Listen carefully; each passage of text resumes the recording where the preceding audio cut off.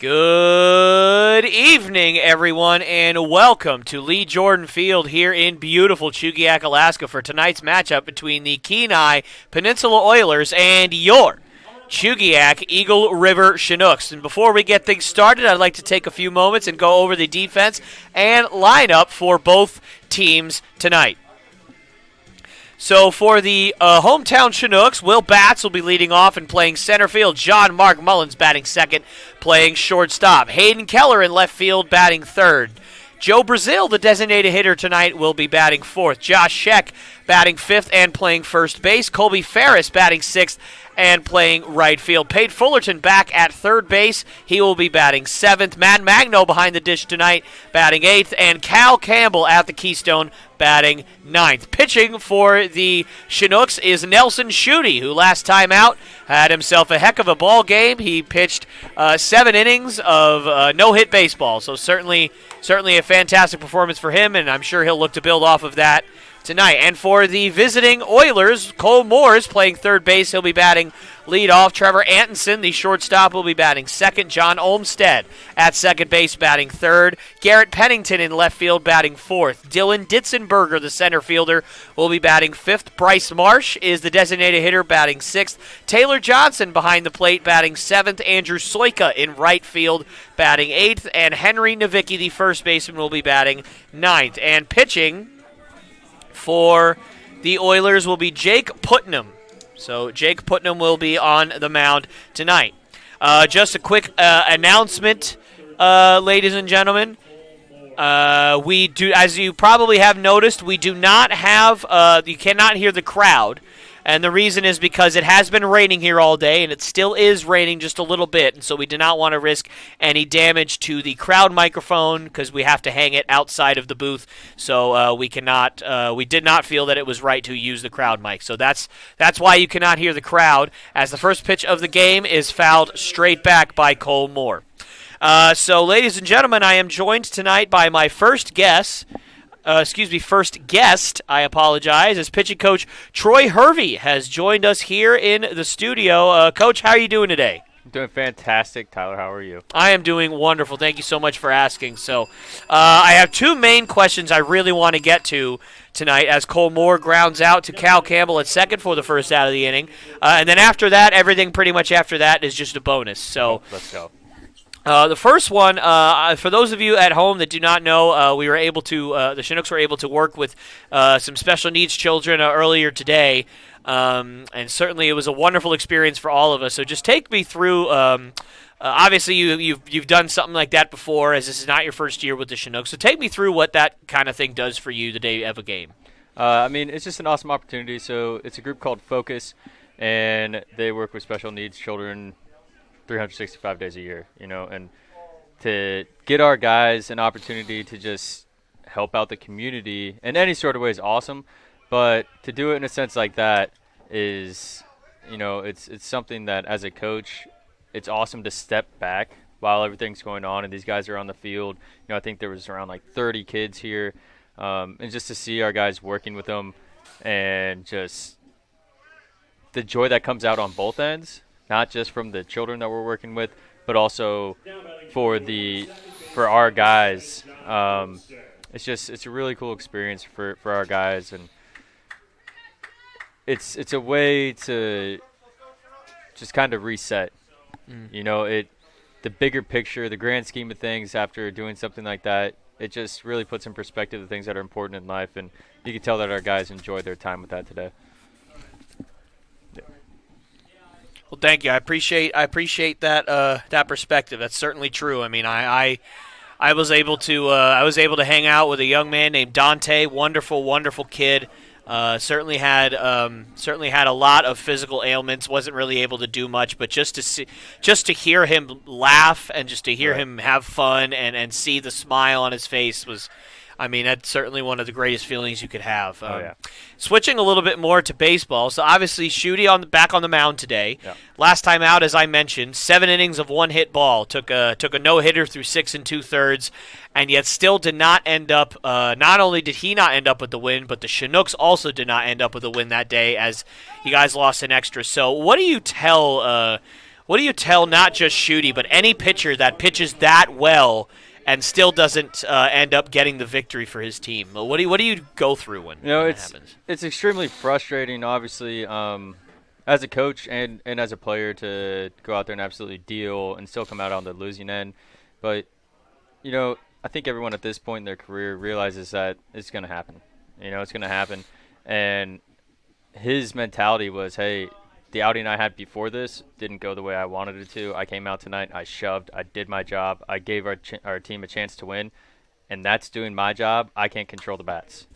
I can't control anything except for what I did on the mound.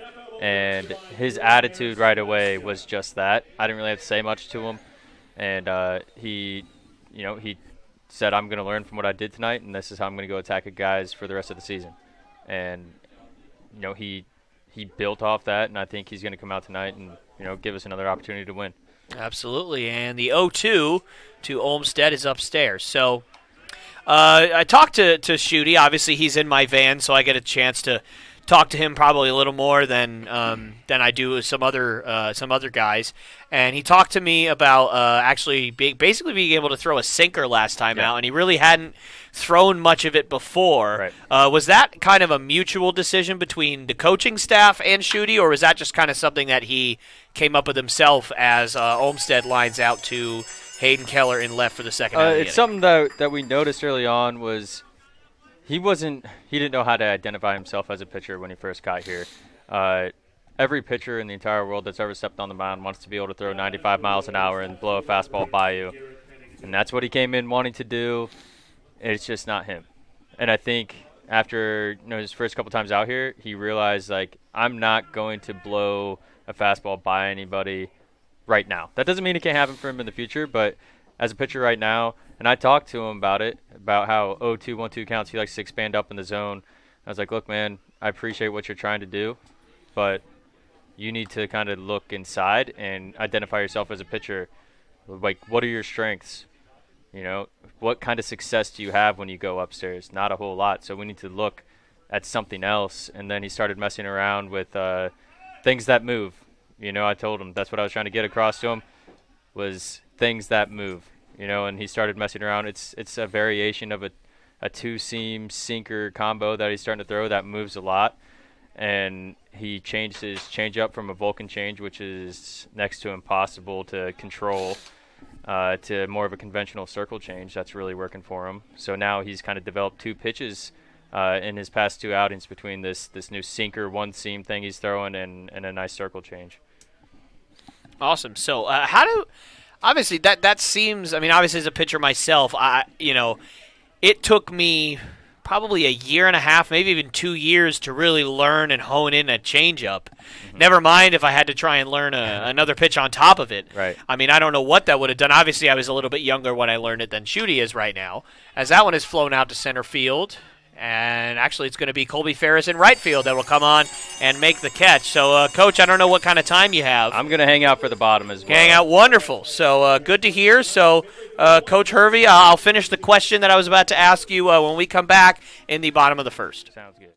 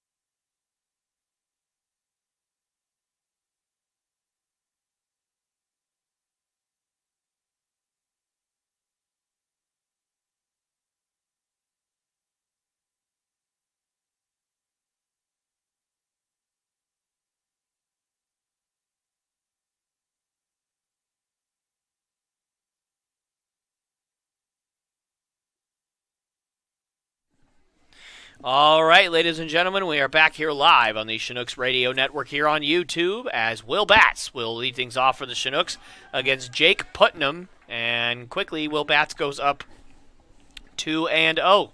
And so we are still joined by pitcher coach Troy Hervey as that one is tapped to third base. Off the bag.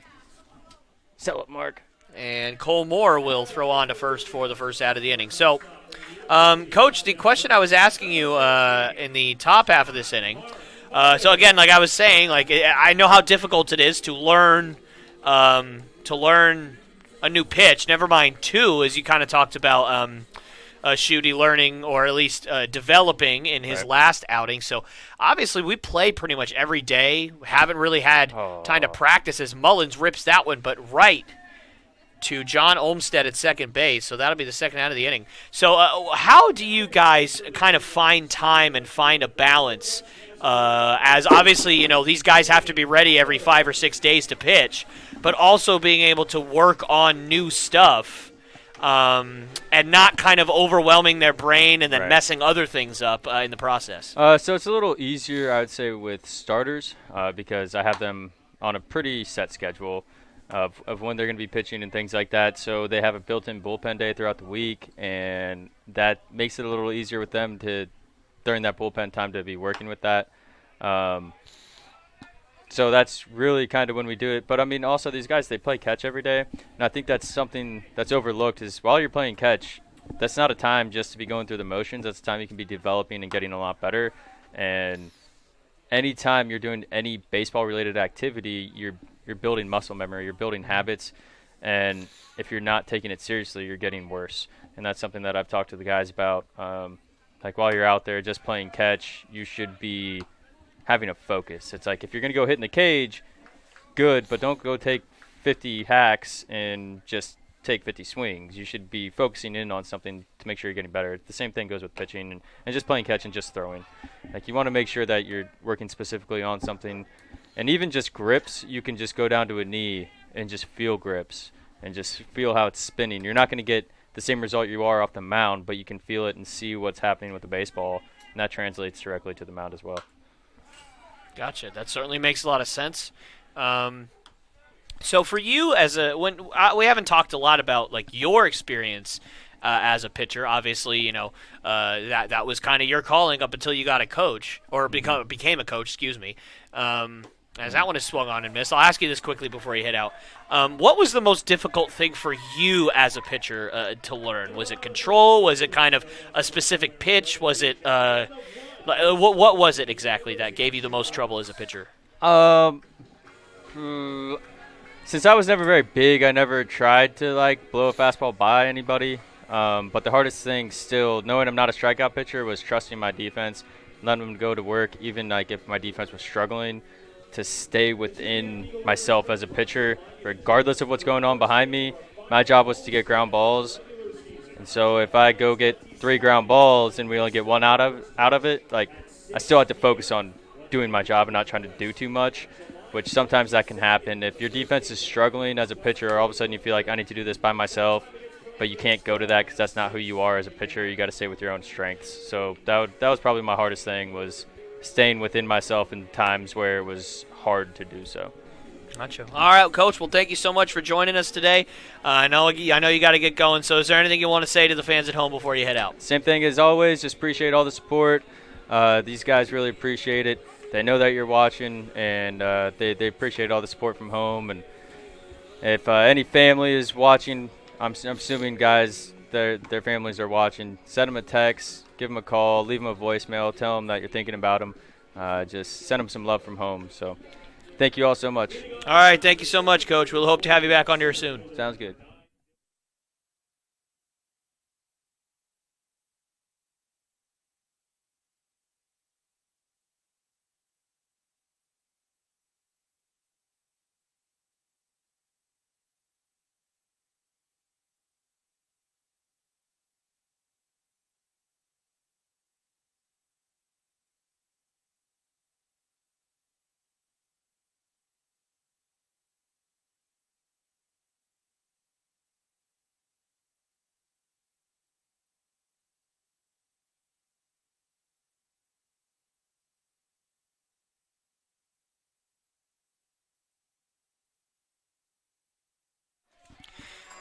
All right, ladies and gentlemen, sorry about that brief break. Had to figure out a couple of things around here. However, Dylan Ditzenberger will fly out to Will Batts in center field for the first out of the inning. And that'll bring up Bryce Marsh. And that one is in there for a called strike. So like we talked about earlier, Nelson Schutte had a heck of an outing last time out, and he's hoping to build off of that here. Has basically kind of chosen a little bit more movement over velocity, which I think has been of great success to a lot of guys, pretty much every level, as Marsh did not go, according to the third base umpire. So, it kind of reminds me of Rick Porcello a little bit. For those of you who can remember back a couple of years ago, probably 3 or 4 now at this point, maybe even more, Rick Porcello pitching for the Red Sox, won a Cy Young, as that one rides in and hits Marsh. And that's not what you want to do with you have 2 strikes, but it does happen. So that'll be the second hit by pitch of the game already for Schutte, and both with 1 out. But anyways, so he kind of threw a lot of like what Coach Troy said. It was kind of a hybrid 2-seamer sinker type pitch, and he threw a lot of it, and then was able to go upstairs with 4-seam fastballs late in the count and really have some success considering how much his pitches would move.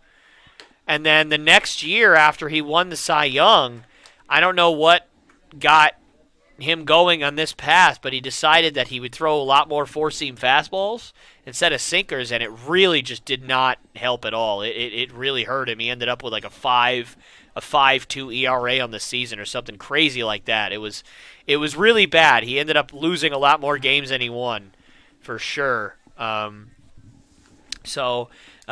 kind of reminded me of that scenario, certainly. That's the first thing that popped into my mind when Coach Hervey was talking about it. And I wish I had a chance to ask him that, or at least kind of bring that up and see if that he saw any kind of similarities. And that one is in there for a called strike, too. Oh, like a cutter from Schutte. Good pitch there. So, anyways, yeah, that's the first thing I thought of when Coach was talking about it. So, certainly it has worked in the past when guys have chosen a little bit more movement over velocity. And that one is in there for a called strike 3. So, back-to-back cut fastballs for Schutte, and he gets Taylor Johnson looking for the second out of the inning. And here steps Andrew Soika, who in his last game against the Chinooks homered, although I do believe that was his only hit of the contest in that one. So the Chinooks certainly looking to, in combination, bounce back from the last game against the Oilers.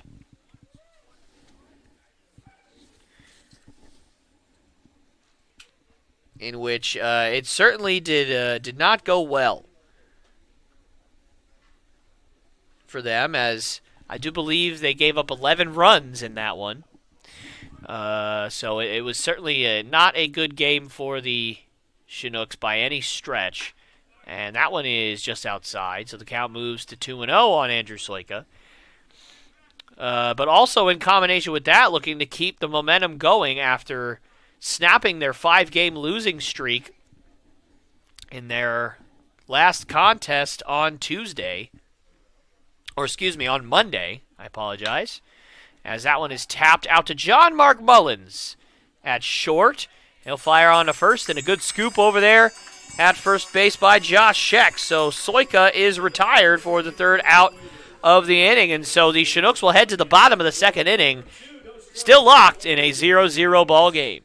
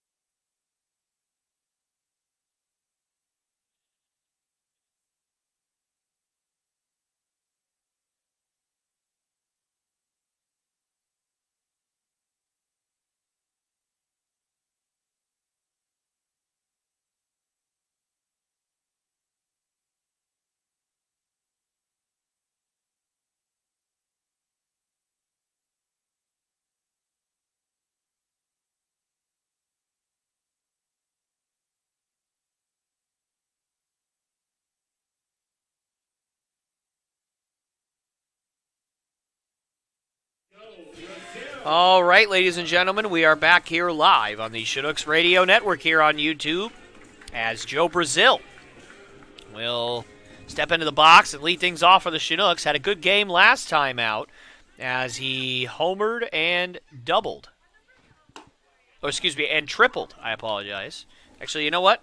I am going to check my facts on that because I don't want to give you any incorrect information. He did not homer in his last game. That was the game before that. I apologize. He singled and tripled in his last game. So I apologize as he's quickly down 0-2 here to Jake Putnam.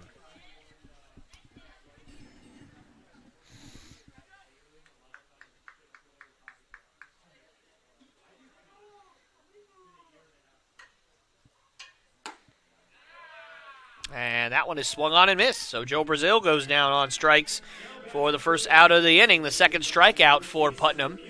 And that'll bring up Josh Scheck, who I am 100% did homer in his last game. I don't have to check my facts on that as it was very memorable, although I was asleep during it, if you remember back to that stream. I was not actually asleep. I was simply kidnapped.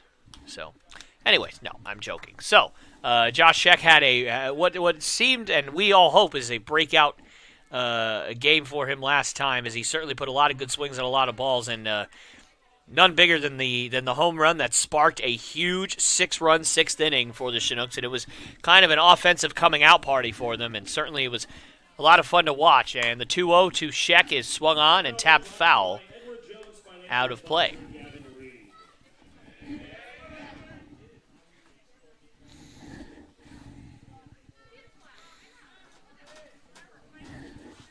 And the 2-1 to Scheck is swung on and fouled straight back and out of play. So the count now moves to 2-2, and I know that the Chinooks have not really had anything going yet, but certainly the majority of the at-bats so far, at the very least, they have made Putnam work for the outs he's getting, and that one is swung on and missed. Good pitch from Putnam, and that is the third strikeout of the ball game so far as Scheck goes down on strikes for out number 2, and that'll bring up Colby Ferris.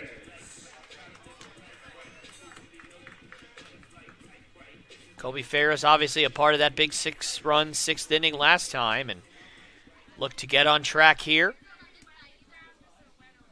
And that one is tapped out to Olmstead at second. He'll fire on to first for the third out of the inning. So the Chinooks down 1-2-3 rather quickly here in the bottom of the second, and we'll head to the top of the third inning with the game still tied 0-0.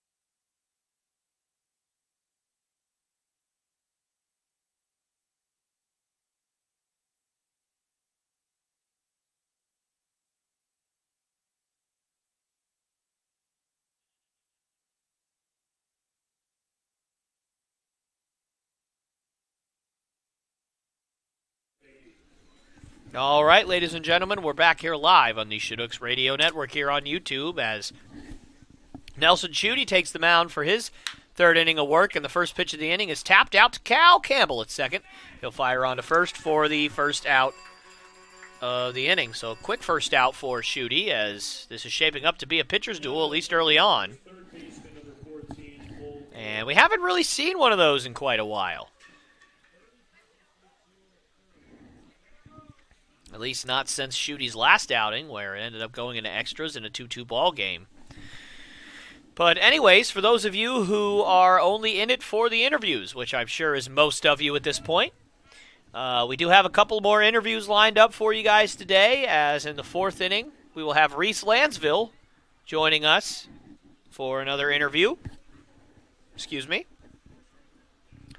And certainly we'll look forward to that, as Reese has, I'm sure, probably not pitched as often as he would have liked this summer, or maybe he's pitched exactly the amount. I guess we'll have to find out. Talk to him about it and some other stuff. And in the sixth inning, we have Zach Sundine will be joining us in the studio. Obviously pitched the last game against the Anchorage Bucks. Went through a complete game on his birthday. So certainly we'll have a lot to talk about with him, as I believe he might have been the first guest here in the studio. If he wasn't the first, then he certainly was one of them. So certainly would look forward to having him up here again, as well as I said earlier, Reese Lansville. So look forward to that, and that's coming up soon. And the 2-2 pitch to Cole Moore is upstairs. So the count now moves full, as Nelson Schutte looks to keep rolling here. As the only two base runners the Oilers have had so far, as that one is foul-tipped and tapped off the glove of Matt Magno, but he could not hang on, so the count remains full. Anyways, the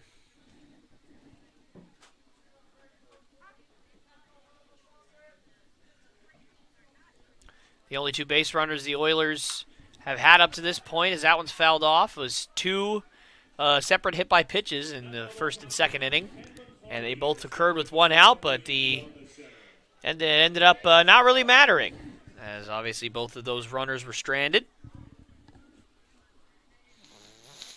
And the full count is outside, so a walk as Cole Moore draws himself a one-out walk, so another one-out base runner for the Oilers, as that'll bring up Trevor Antonsen, who was one of the fellas who was unfortunately struck with a pitch in his last at-bat.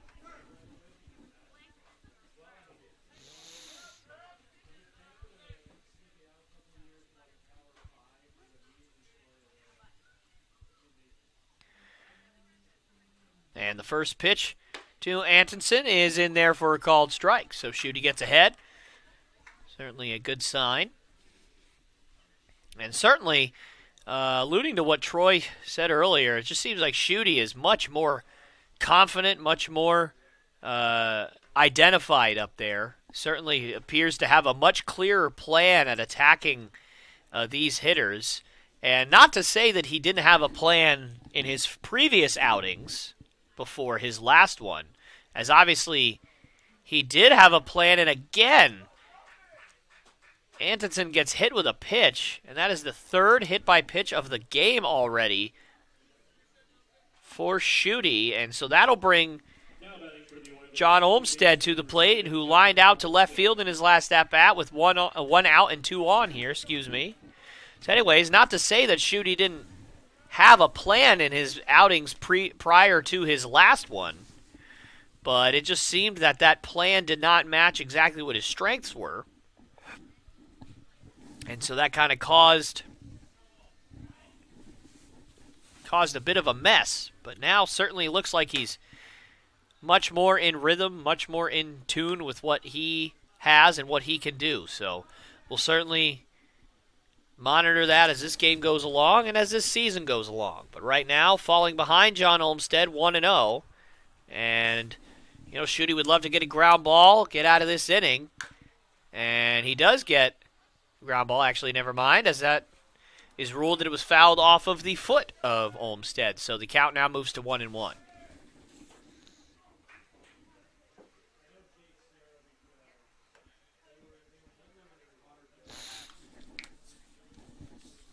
So just a maybe not necessarily a reminder, but just a FYI for all of you, the Chinooks do not play tomorrow.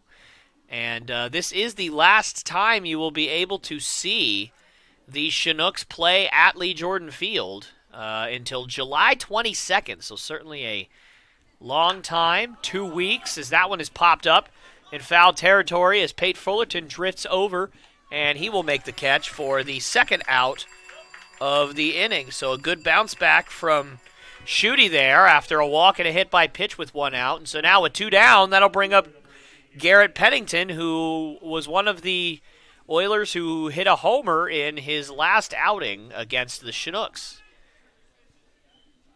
As the Oilers hit a trifecta of 2-run home runs in that ball game en route to a pretty easy victory for them. So anyways, the Chinooks do not play tomorrow, the 8th. The next time they play will be Friday the 9th at 11 a.m. And that is the reason why I am telling you now, and I will also remind you probably again during this stream and then at the end as I usually do, just so you guys remember that we do not play at 7 p.m. We do not play at 7 p.m. either of the next 2 games. So Friday, Saturday, we do not play. And we also don't play at 7 p.m. on Sunday either, but we don't normally, as that one is thrown on to first for the third out of the inning. So that will be the third out, and Nelson Schutte gets himself out of a jam as the Chinooks will head to the bottom of the third, locked in a 0-0 ball game.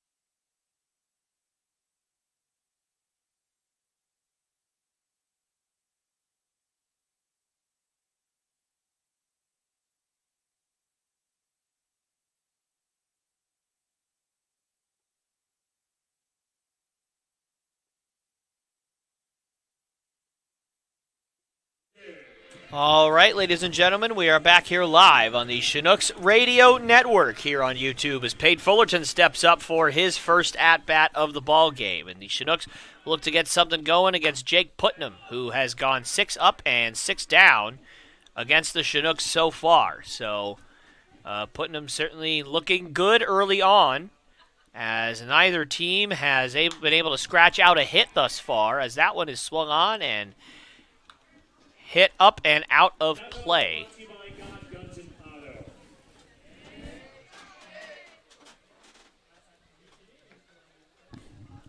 And the second pitch is ripped out to center field for a base hit. So just as I say, that nobody has a hit yet. Pate Fullerton gets the first one of the ball game for the Chinooks. And so the Chinooks will have the leadoff man on base for Matt Magno, who certainly we had a lot of fun with in the last ball game, as he spent a good amount of time up in the studio, and I certainly absolutely love having him up here. He's has a great personality, great energy, just a great young man, has a great outlook on life. I've said great about 39 times in the sentence, so I'm going to stop saying it now. I'm sorry. But yeah, certainly has been really, really fun to work with him, and I cannot wait to get him back up here. But for right now, he's got to focus on the task at hand, which is facing Jake Putnam here with the runner on first, and that one is tapped out to Cole Moore at third. So he will fire on to first for the first out of the inning, but that will at the very least move the runner over. So at least something good came out of that, as Magno is retired for the first out of the inning. And Cal Campbell will look to get that run, at least move that runner over to third. And Cal Campbell had a pretty good outing against the Oilers in his last game, as pretty much the entire Chinooks team was silent except for Cal Campbell, who had 3 hits in the contest. And first pitch swinging, and he does not connect. So the count moves to 0-1. So as I said, certainly had a really, really good ball game last time, and I'm sure he and his teammates would love for him to continue that, especially in a spot like this, as Putnam takes a look over at Fullerton at second base.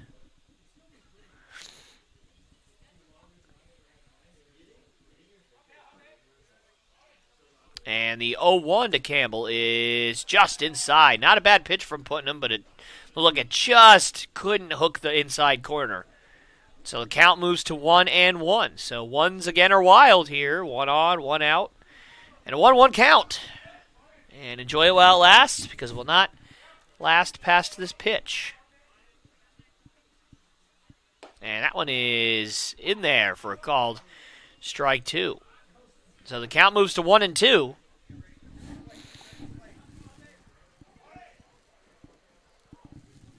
Did I see that Tatis jump?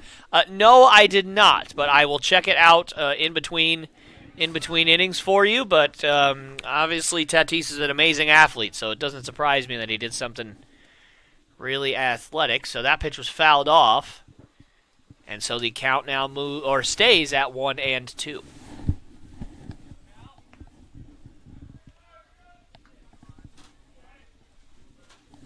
And another 1-2 is in the dirt.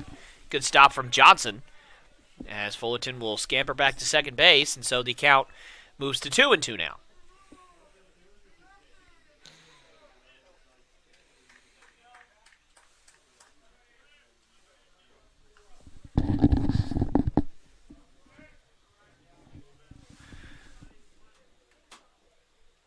And that 2-2 pitch is up and in, as Campbell had to limbo out of the way, and so the count moves full on Campbell, and a great at-bat for him so far, as it's already gone down as a quality at-bat. So let's see if he can win the battle, and at the very least move that runner over to third, if not something better, against Jake Putnam. And the 3-2 is a slider that stays up just enough for ball 4. So Cal Campbell with a really, really nice at-bat there, as he certainly made Putnam work, and that'll bring up Will Batts, who grounded out to third to open up the ball game.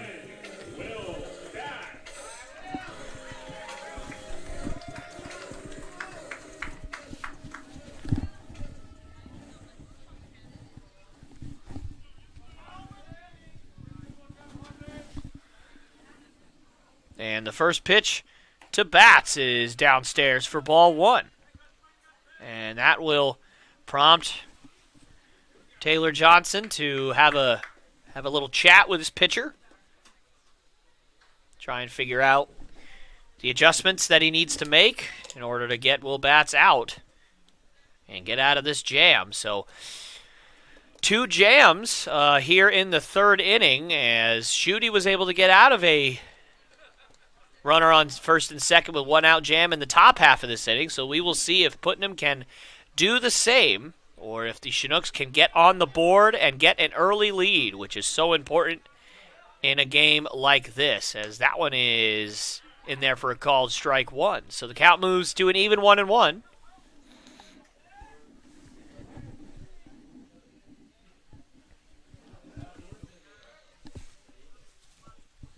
And the 1-1 is also in there for a called strike 2. So the count now moves to 1-2. For those of you who are fans of other sports, the Tampa Bay Lightning once again won the Stanley Cup today, as that one is swung on and missed. So Will Batts strikes out for the second out of the inning. So anyways, the Tampa Bay Lightning once again won the Stanley Cup. And so for those of you, like a lot of my friends from back home that are Tampa Bay Lightning fans, certainly yay for them. And for Kira, who's a Montreal Canadiens fan, boo. I'm sorry. So good for the Lightning. They certainly are a very talented team.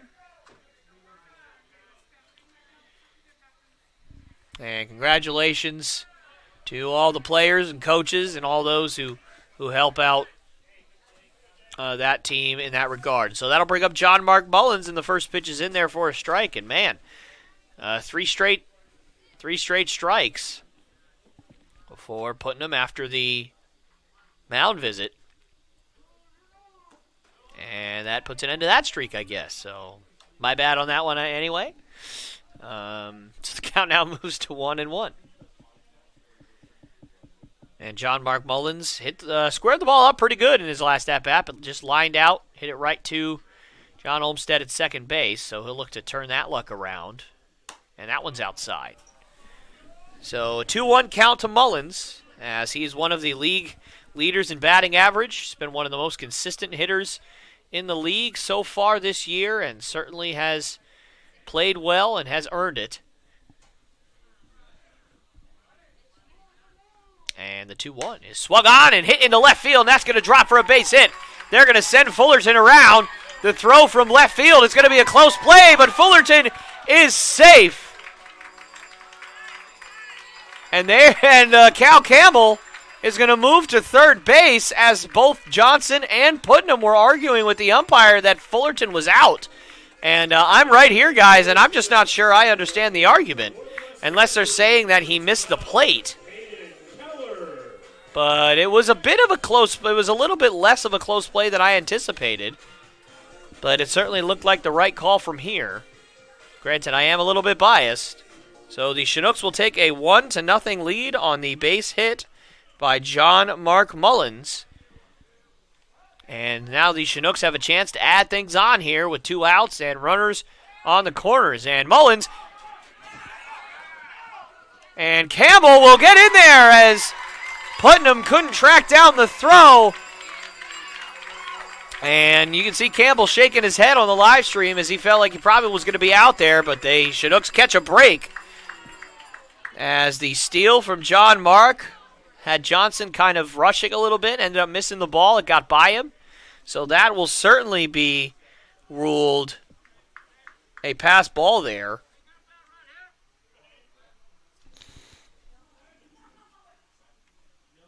So now the runner on third here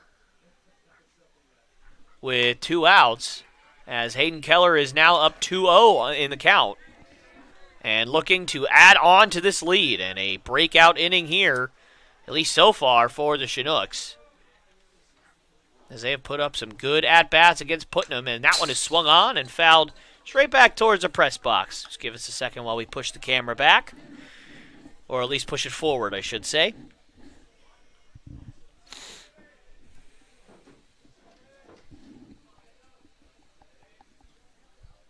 And yes, sir, I did indeed see that Ohtani hit number 32. It is the most home runs in a season by a Japanese hitter, and we are at the All-Star break. Or at least we're not even at the All-Star break yet, which, if that just kind of goes to show you the absurdity of what he is doing. We have not seen a guy hit home runs at this kind of clip in quite some time, and you couple that with the fact that he's got 7 wins on the mound this season. He throws 100 miles an hour. He is probably one of the top 5 dirtiest pitches in baseball with his splitter. Just almost unhittable, as that one is hit out to left field, as Garrett Pennington will move over and make the catch for the third out of the inning. So the Chinooks strand 1, but they do strike for 2 here in the bottom of the third, and we will head to the top of the 4th inning with the Chinooks now up 2-0.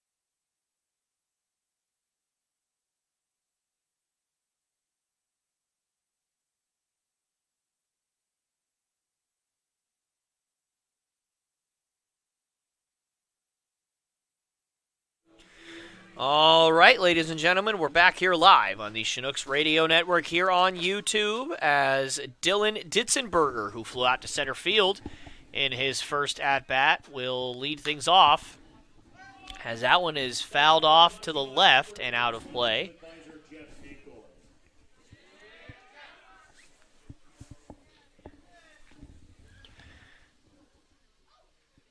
And that one is in the dirt, and so Shooty has had a little bit of issues with control.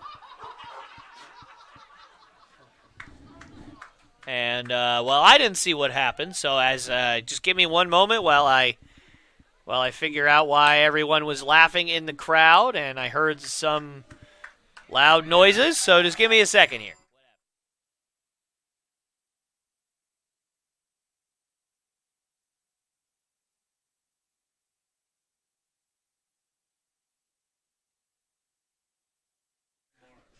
All right, so I now have my answer. As we are now joined here by my good friend Reese Lansville, and he will join us here in the studio as that pitch is downstairs for ball one. And there you go, Reese. Now your mic is on. I apologize. I didn't turn it on. That's on me. We're doing great, buddy. How are you doing? I'm doing fantastic. Just another day of baseball. Yes, sir. So thank you so much for taking some time out of your day and joining us in here, man. Hey, it's a blast to be in here with you guys. You all know I like you.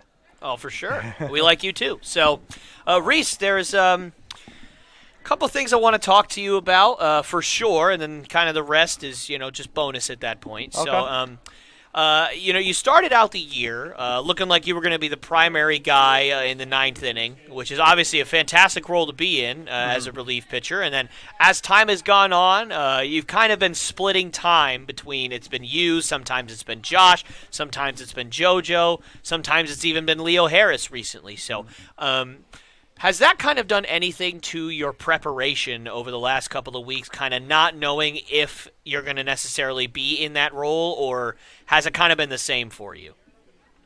A lot of the time with baseball, and especially with the ups and downs, there's definitely some things this summer that I've been working on, and it's been nice. I mean, there's been a couple games where just strictly because I'm trying to work on a different thing mechanically that it's probably not the best idea to take a new mechanical cue out onto the field. But, a lot of the time, I mean, sometimes Troy will tell me as the game's going on certain situations. So I love watching JoJo and Leo and Josh, all those guys pitch.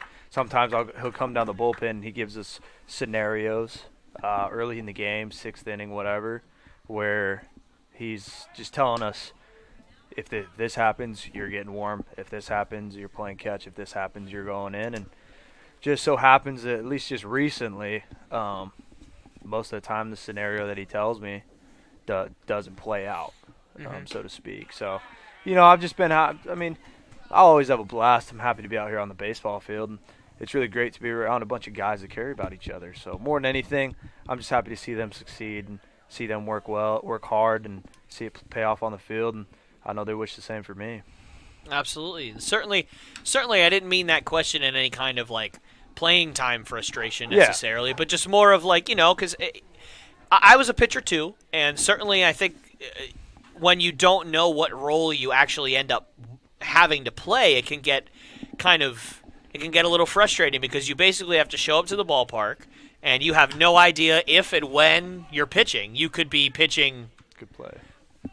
You could be pitching 3 innings, and it looks like they're calling interference on Bryce Marsh at second. So that will be a double play. So I guess we will take a little bit of a break, and I'll finish what I was saying. We head to the bottom half of the fourth inning with the Chinooks leading 2-0.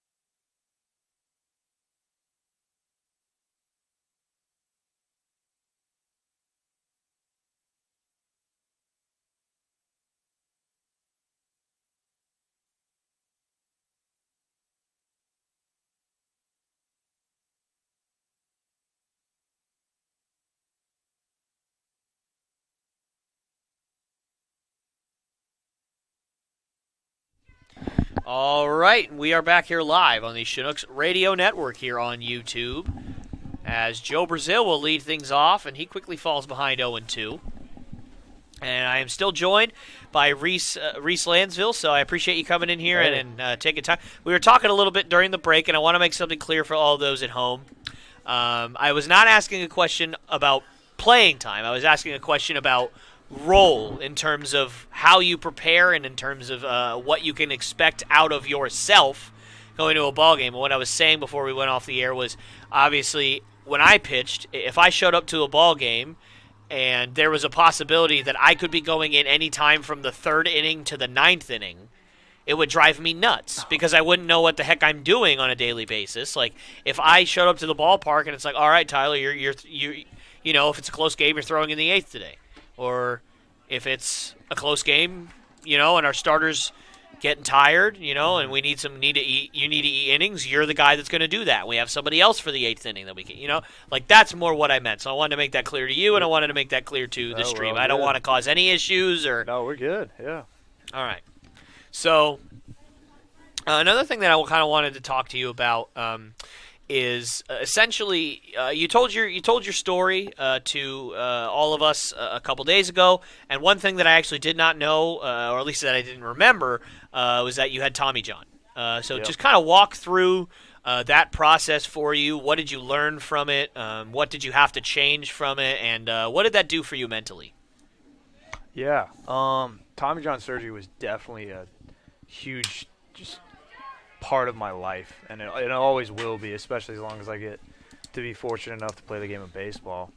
I had Tommy John about 2.5 years ago, maybe a little more than 2.5 years ago, but 2.5 years at junior college. I was out throwing, threw a slider in the dirt, and it popped, and it was weird because it was just a weird situation where I didn't feel much pain unless I threw a baseball. I could still do push-ups. I could still do pull-ups and chin-ups. I could still whip a football. I could still do most anything with my arm, but the one thing I could not do was throw a baseball. And so I wound up just going to physical therapy for about 3 to 5 weeks-ish, and wasn't getting any better. Like, they would test me on everything, and I'd do well on everything until I picked up a baseball. The weirdest thing. Literally anything that I did, I passed with the exception of throwing a baseball. And then it definitely took a toll on me mentally, because part of me was like, man, I can do everything else but throw a baseball. Maybe I'm just not, for sense of the world, maybe I'm just like being soft about it, or maybe I'm just not doing something right, or I'm mechanically off or something like that. So it definitely started to mess with me mentally. But then I was able to get home, get an MRI, and get that MRI back and find out that I didn't even really have any remnants of a UCL left. I basically torn it, and then basically recovered from it in every way that my arm could have, with the exception of having a UCL in there. And so, so I wind up getting TJ and just starting a really long recovery. And I'm so grateful that I had my parents around me and I was able to rehab at home. Because honestly, without the support of people like my mom and my dad, where they knew that I wanted to get better and they were willing to work with me as far as making sure I could go to the right appointments, make sure I was doing the right things recovery-wise, make sure that I was mentally in a good place. It really had a tremendous impact on me even today. And even my brothers, it was great because I still have pictures and videos of when I was on my 3rd throwing session since Tommy John, and I got my brother, my younger brother, one of them, you know, just catching the ball and throwing it back with me, taking time out of their schedule to spend 45 minutes, an hour at the field with me, just literally to catch the ball and toss it back to me so I could work on that. I mean, more so than anything, I mean, if the biggest takeaways that I've had is when I had Tommy John surgery, I mean, I hate going to velocity a lot because I don't think it doesn't show how you are as a pitcher, but it's definitely a factor. It's been cool because I was definitely, you know, real low 8s with it, and since Tommy John and since creating the type of relationships that I've had after it and learning all this stuff about my body. I've been able to see jumps with it in a good way that's been fortunate for me. And a lot of that comes from having my brothers. A lot of that comes from having people around me that help. But I mean, the two biggest things that I learned from it is arm care is total body care. If I'm not taking care of my legs, my arm could take the blunt of it. If I'm not taking care of my arm will take the blunt of it. If I'm not sleeping right, stretching right, lifting right, anything like that, if I'm not mentally right, mechanically right, like my arm could take the blunt of it. And it made me a little more cautious of what I was doing, made me work a lot harder. I definitely got a new level of work ethic out of it, but more so than anything, it was an experience that just taught me how you can be resilient and persevere and have toughness within yourself, but also find people around you that are more than willing to help you and listen and do whatever they can to get you to where you want to be. And it was just really great for me, and I'm loving every second of it now. Great, man. That's really awesome. I don't know what your schedule is, but I don't have anybody until the 6th. So if you want to hang out. If you got more questions, I'm down to hang out. Wonderful. So then in that case, we'll take a quick, probably 11-second break, and be back in the top of the 5th with a little bit more from Reese Lansville.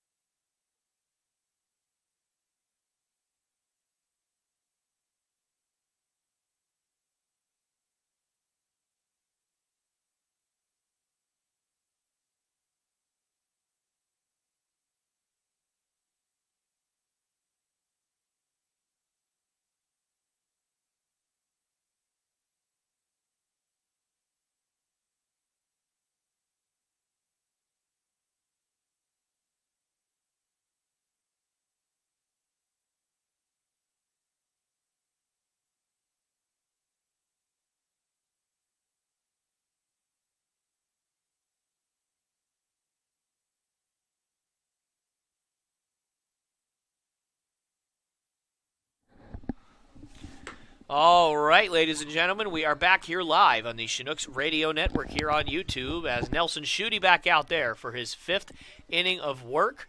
And he has pitched very, very well so far outside of a few hit-by pitches and walks.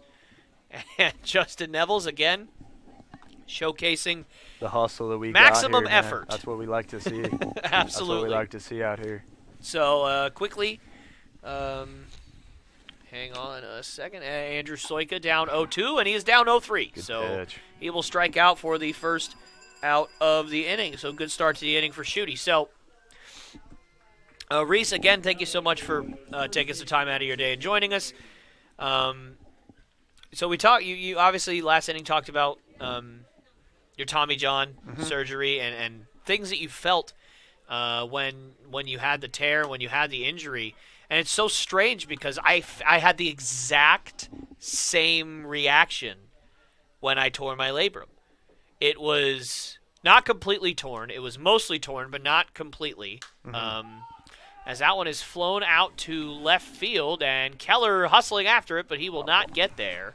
So that will land foul and untouched. So, anyways, like I could do absolutely anything I wanted. My strength was still there. I was still going in the weight room. I was still getting stronger. I was still building muscle. I still felt really good. I could shoot baskets. I could basically do anything I wanted.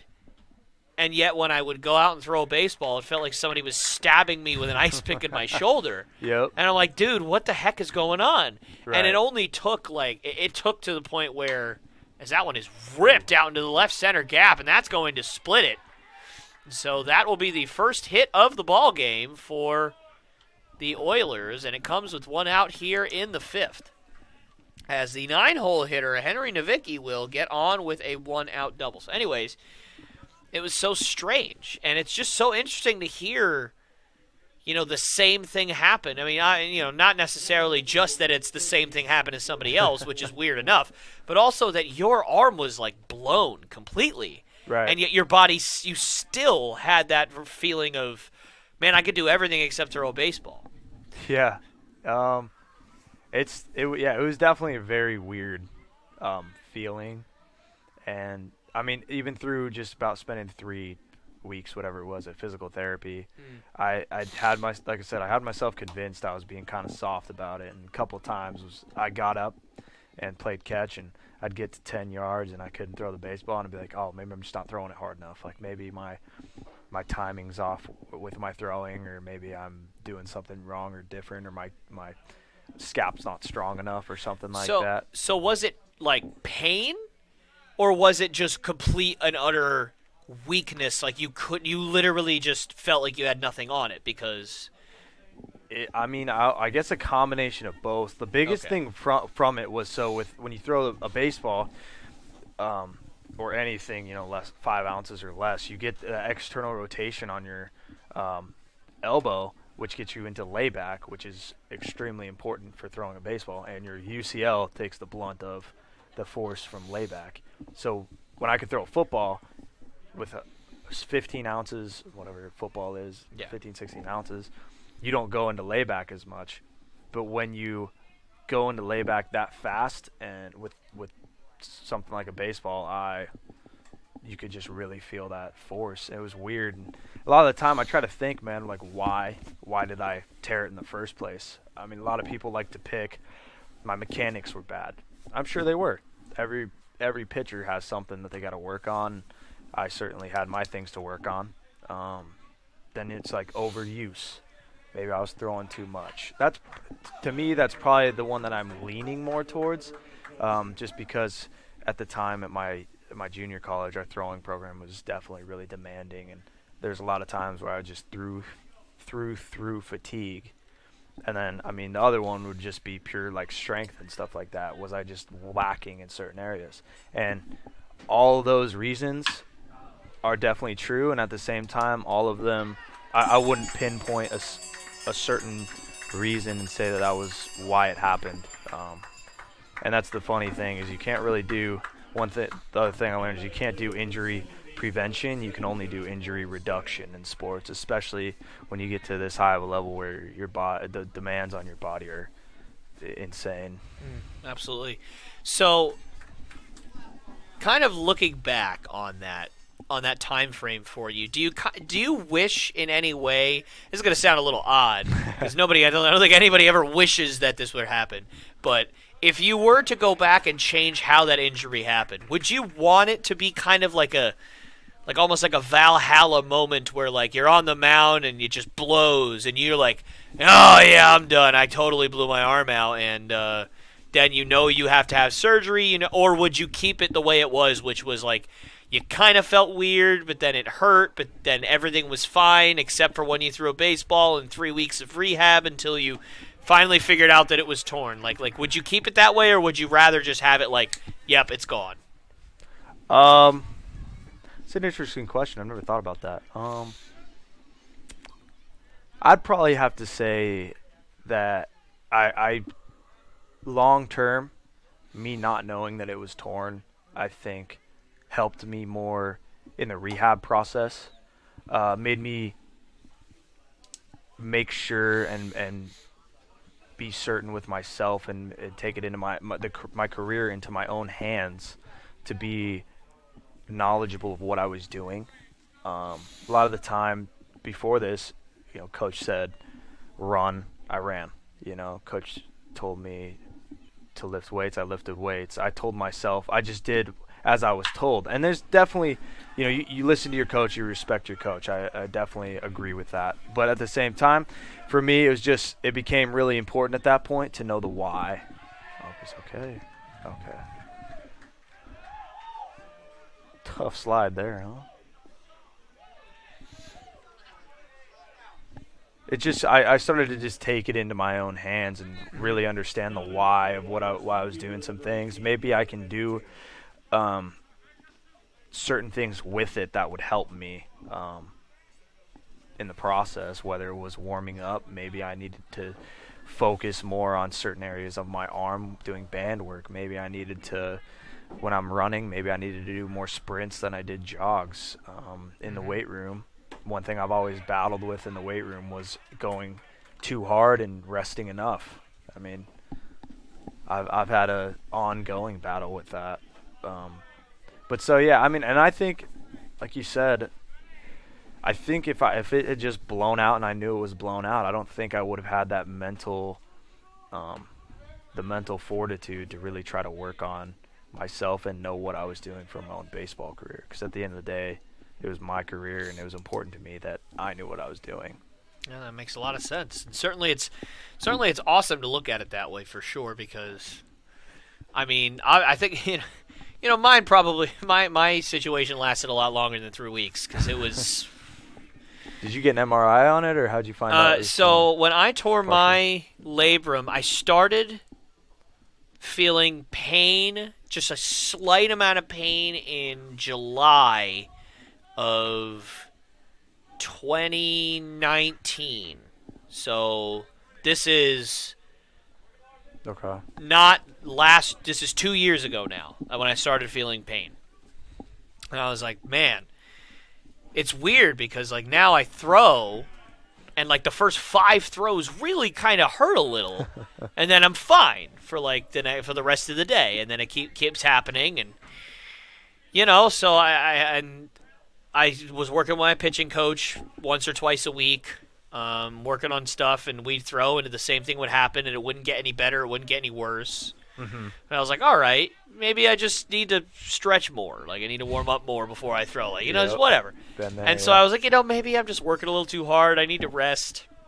Because I worked really, really hard. I lost like 23 pounds that summer. I lost a lot of weight as Shooty swings and misses at that, or excuse me, Pennington swings and misses at Shooty's pitch. I apologize. And I'm going to finish what I'm saying, and then I'll let you go, Yep. Reese. So, essentially, to fast forward, because obviously we're running out of time here, but so it started getting, so I was like, maybe I need to rest a little bit. So a few weeks later, I went up to school. I hadn't thrown in 3 weeks. Started throwing, and the first throw hurt real bad. I was like, oh, man, this is not good. And I should have known that something was wrong then, but I was too stupid, and I didn't. So I pitched on that. I even pitched in, like, scrimmages. I threw 4 innings in a scrimmage. That's just the competitor. In an inter-squad scrimmage. Yeah. I threw 4 innings, and I pitched really well, like, in October, like mid-October. And then in November, I went back home, and I threw, like, 60 feet with my dad, and I couldn't lift my arm for, like, 6 hours. And I was like, okay, now something's wrong. But at that point, it was, like, November 25th. Like, it was, like, right around Thanksgiving, and season was starting in February, and I'm like, well, it's too late now. So I just fought through it. I pitched that whole year on it, and luckily for me, COVID hit. So it saved me because I only pitched like half a season. But I'd thrown in like 10 games already at that point, and I started the last game that we played. So it lasted 9 months before I ended up getting an MRI. So for me, dude, I wish it had just blown. Like, it was so long and painful. Yeah. All right, anyways, Reese, I'll let you get going. Is there anything you want to say to the guys and girls at home before you head out? Got to give a shout-out to my family, man. Without them, wouldn't be where I am. And it's been a long month and a half. I guess only about a month here, but definitely miss them at home, and hope they're doing well, and just want them to know I'm doing well up here. All right, man. Well, thank you so much for coming up here, and I hope we get you back in here soon, man. Appreciate it.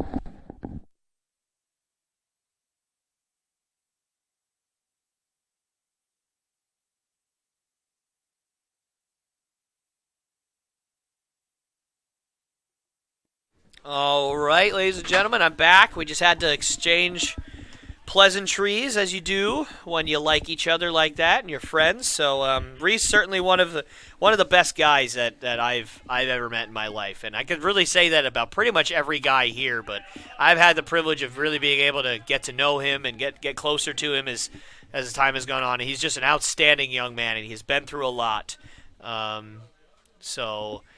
Certainly a great story and a great young man. Great to call him a friend. So that pitch is outside. So Pate Fullerton will work himself a walk to lead off the bottom of the 5th. So right now the Chinooks lead 2-1 as the Oilers were able to strike for 1 in the top half of this inning. But Nelson Shooty was able to work himself out of danger. And Fullerton takes off, and the shortstop Antonsen could not get a hold of that throw. So that will be a stolen base for Paige Fullerton as he aggressive and takes off on the first pitch. And just kind of looking at the stream, guys, it is so wonderful to see so many of you. I mean, certainly an amazing thing. We have not had this many people very often on the stream this consistently, so awesome to see as Matt Magno rips that one into right field for a base hit.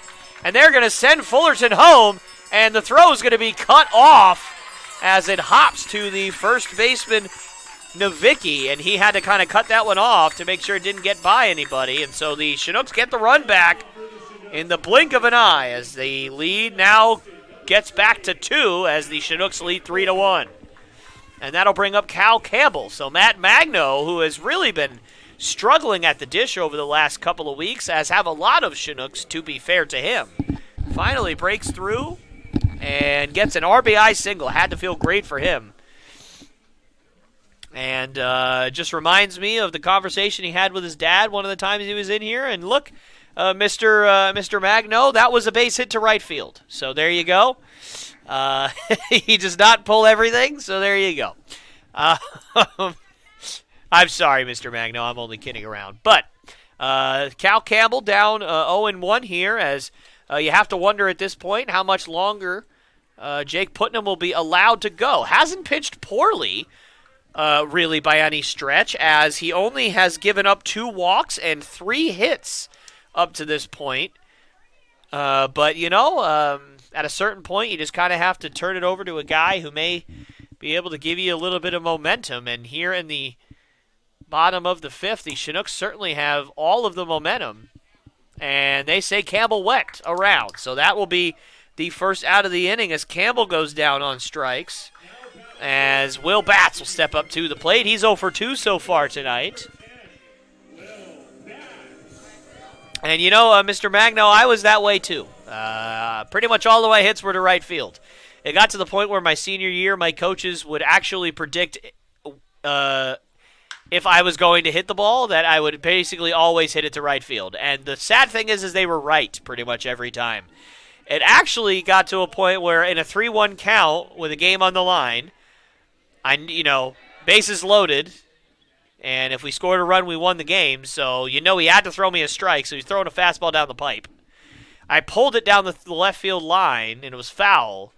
And it actually, as that one is ripped into left field for a base hit. So Will Batts gets in the hit column here with his first hit of the ball game. So, anyways,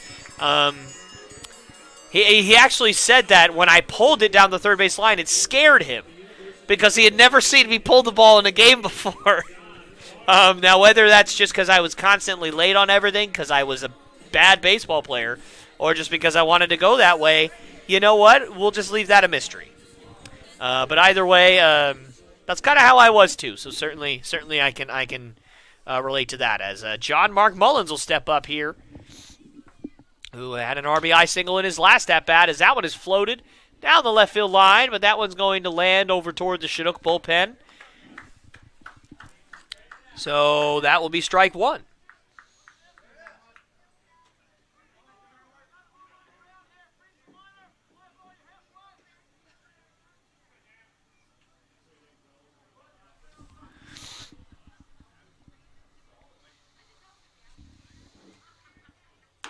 And that one is just outside for ball 1.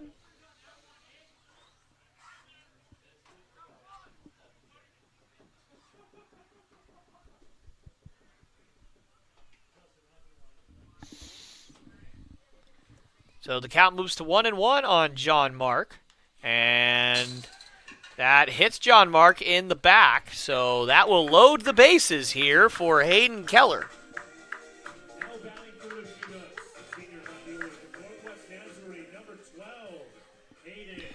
And that will be the end of the night for Jake Putnam, as clearly you can see the coach is not happy to go to his bullpen this early.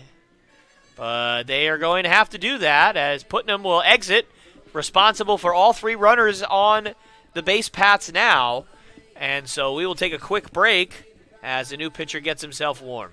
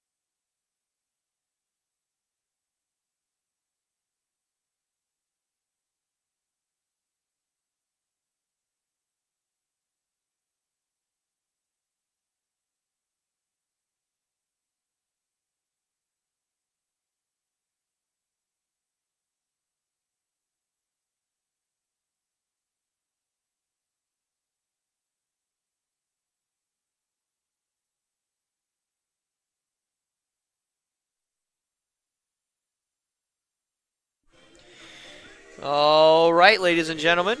So Hayden Keller will step up to the plate here with bases loaded and 1 out. So certainly a big spot here.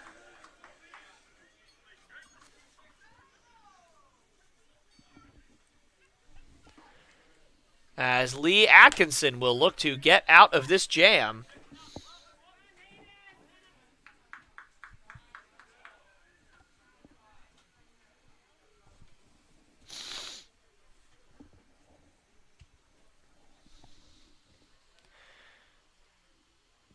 And the 0-1 is swung on and missed. Good curveball from Atkinson.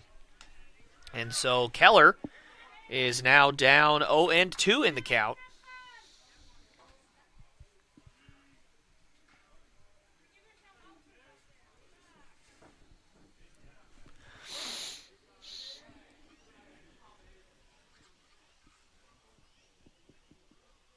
And that one is downstairs for ball 1.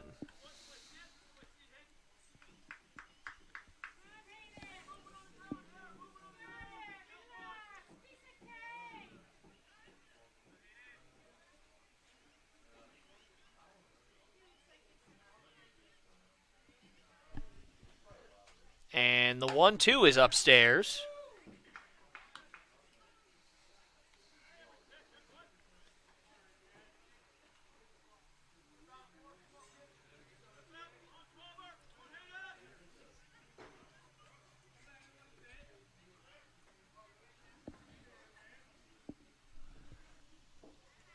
And that one is swung on and missed. Good pitch from Atkinson. And Keller will strike out. Go down on strikes for the second time today. And so the bases will still be loaded. And that'll bring up Joe Brazil, who's 0 for 2 tonight. Joe Brazil had a good ball game last time out. And so we'll see if he can continue to stay hot.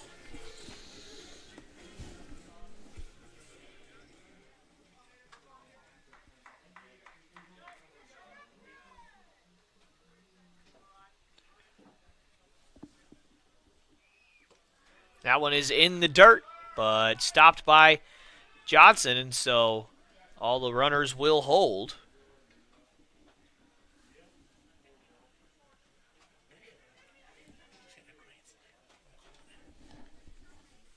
All right. So Joe Brazil will hope to get something rolling here get some runs home for the Chinooks, and that one is ripped into deep center field, and that will be run down in the alley by Dylan Ditzenberger. So a good swing from Joe Brazil, but unfortunately it winds up with nothing.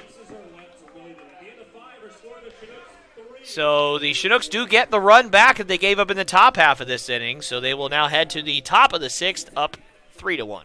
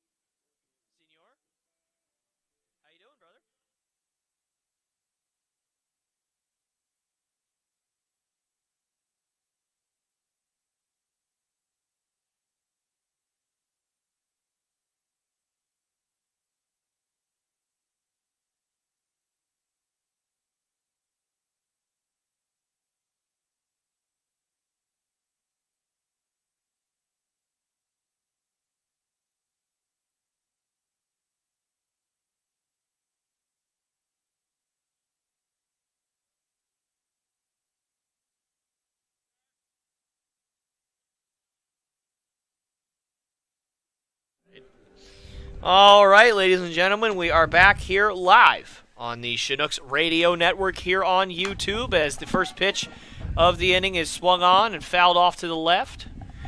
And Dylan Ditzenberger will lead this one off for the Oilers as they trail 3-1 in the top of the 6th against Nelson Schutte, who has pitched pretty well up to this point as that one is lined over to Pate Fullerton at third base, so that'll be the first out of the inning. But I am joined here in the studio by the one and the only Zach Sundine. Has come back here in the studio and is joining us here. So, Zach, how you doing today? Thank you for joining us. Yeah, absolutely, Lopes. It's cold. I'm cold. Cold. Cold is what it is. Fair enough. Can't argue. And wow, that really did some damage to our setup here, so we're going to have to fix that. Sorry for being dizzy, as you probably will be in the next 30 seconds or so. I apologize. Zach, it's great to have you up here again. It's been a while. I don't remember exactly, but I said it at the beginning of the broadcast. I think you might have been the first guest we had, and if you weren't the first, you were up there. I think you might have been here on the first day, but maybe not the first guest. Does that sound correct? Yeah, somewhere along the first week, I think. And that one is flown out to Will Batts in center field for the second out of the 6th. So, Zach, I want to talk about your last outing. I mean, a great performance. Certainly, you performed about as well as anybody could ask you to perform. Although I'm sure, knowing you wish you'd have done better, just because I know you at this point, and you're a competitor. But to pitch like that on your birthday, go the whole game, get a win, break a losing streak for the Chinooks, and the inning is over because it's an interview, and that's how that guy didn't even get to ask a question, basically. So I guess we'll be back in the bottom of the 6th with a little more from Zach Sundine here, although you didn't really get much out of him other than he's cold. I'm cold. We're going to warm up here. We'll be all right. All right, we'll be back here shortly.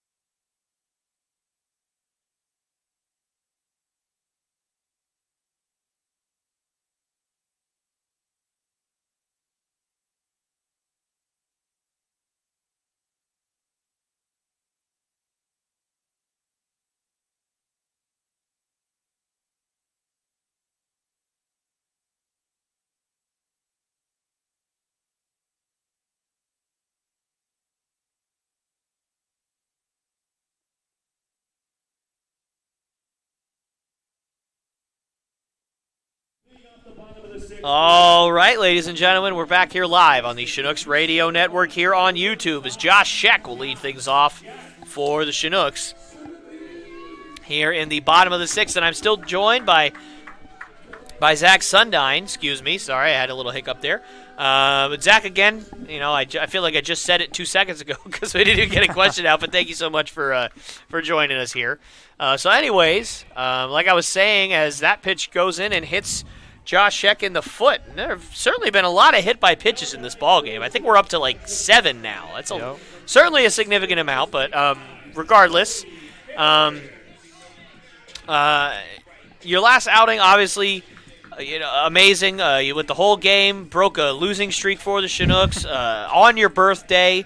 Absolutely unbelievable. Certainly not a lot of better things that you could do on your birthday. So kind of just take us through that whole kind of whirlwind of a day. Yeah, well, I'm going to be honest. The day didn't start off too hot. First thing to start the day is stepped in the host family's dog's poop in the morning. Oh, so that was a rough start. So I knew from there we're only going to go up. But no, it was it was a fun day. I mean, it's great being around the team all day long and from discipleship to the field. It's just.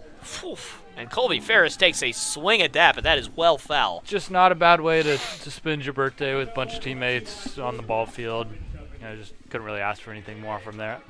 Absolutely, and I think I said this during the stream. I said, man, I feel like the only thing that could have made his birthday any better was if his family was here to see all of this. So what was your family's reaction after the game, after your performance? Oh, they were ecstatic. Mom and Dad were in Cancun, so I know they were up late, but Taylor, fiance, she's always been so supportive and just always been to every game she could make, and biggest fan in the world, and I can appreciate that more. So it's always awesome getting her support and just listening to her talk after the games and just discuss about what happened and all that. So it was good times. I could ask for better family and fiance to kind of have that support group around me. Absolutely. So, Zach, you started off the year absolutely on fire. I think you had like a 19-inning scoreless streak, or maybe even more than that. I mean, you were starting off the year hot, and you've had a couple of outings that for you probably was less than ideal for you and for what you wanted. So, do you think that there is like a major difference in outings that kind of like what your last outing was, where pretty much everything felt like it was working, and you were making a lot of good pitches, getting a lot of ground balls, and then the games like a few games ago where you ended up getting booted out short? Like, was there kind of one major difference, or is that kind of just how it goes sometimes? No, I think that's just kind of how it goes when you go, whatever you said, 19 scores. It's bound to happen sometime that someone's going to score a run. That's just the way baseball goes. But I think it's just playing the game for so long, you understand that those things are going to happen, and part of the game is continuing to have that consistency to rebound, whether it's good or bad, to stay even keel through that. I knew going into that start against the Bucks that I didn't have my great stuff, and it was going to be kind of more of a grind day, and that showed, and I understood that. So, but also to be able to reflect after being up here and know that even after those good games and those bad games, that like my result isn't going to define who I am as a person. I think I found a lot of support in that over the last 2 years, especially 2 years ago, coming up here and learning that. And that one is swung on and missed for the second out of the inning. So that will bring up Matt Magnell, who had an RBI single in his last at-bat. So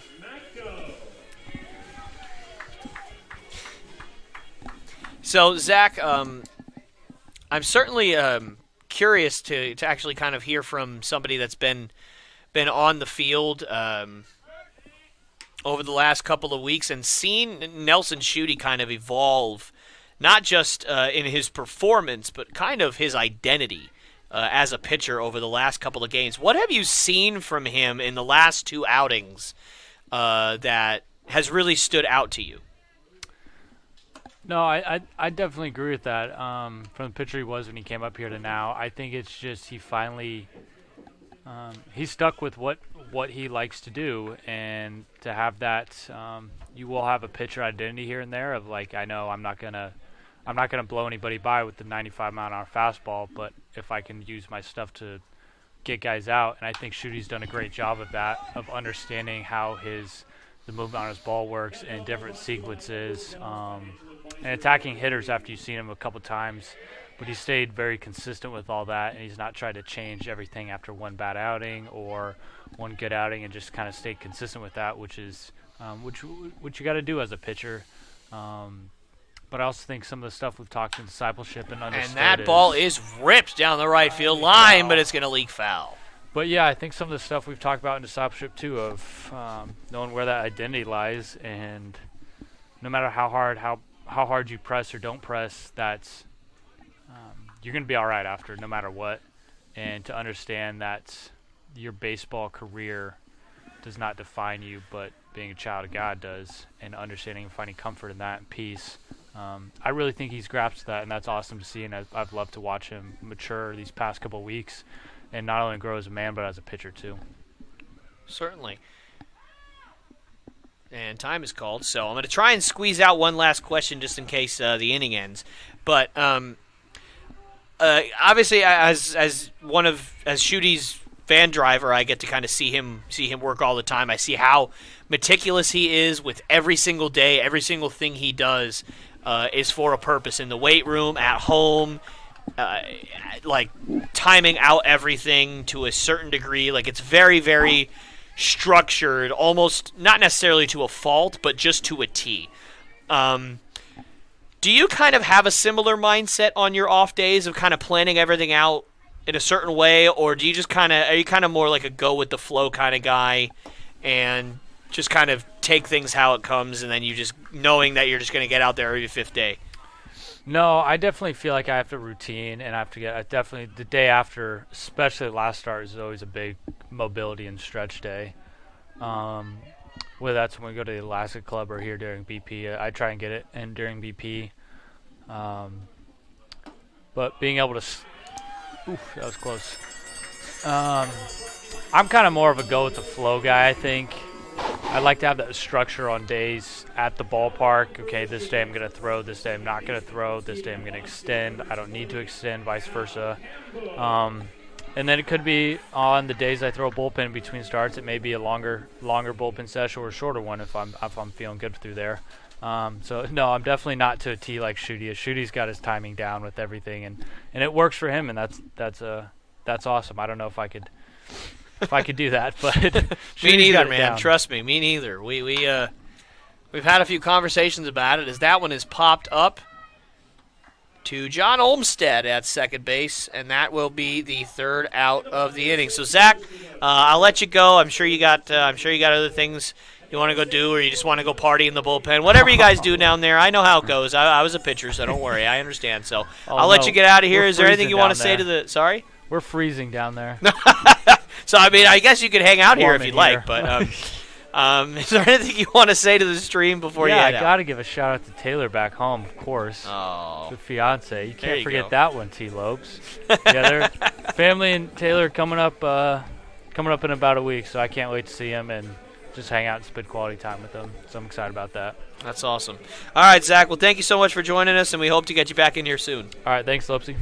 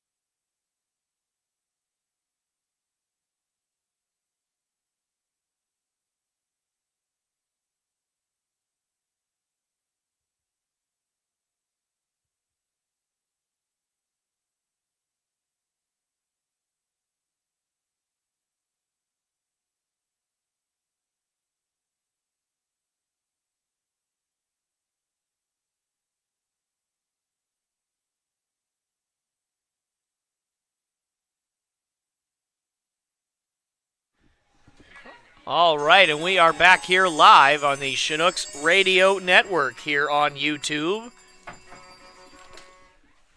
as Taylor Johnson grounds out to shortstop, and it does appear that he's lost his bat forever, which is unfortunate for the first out of the inning. And so, hang on a second, I think I might have had that. Yes, it was the wrong, but that was Andrew Sloika that just grounded out. I apologize. I made a mistake. So Andrew Sloika has lost his bat, which is very unfortunate.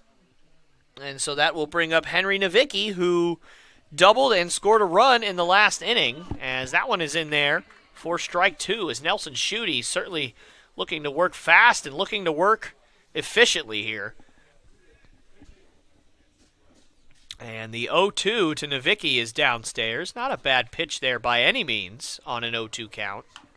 And I really like how Nelson has gotten 0-2 on a lot of guys and has kind of mixed up the looks he's given them on 0-2. Sometimes fastballs up, sometimes sinkers away, sometimes changeups down, sometimes cutters in.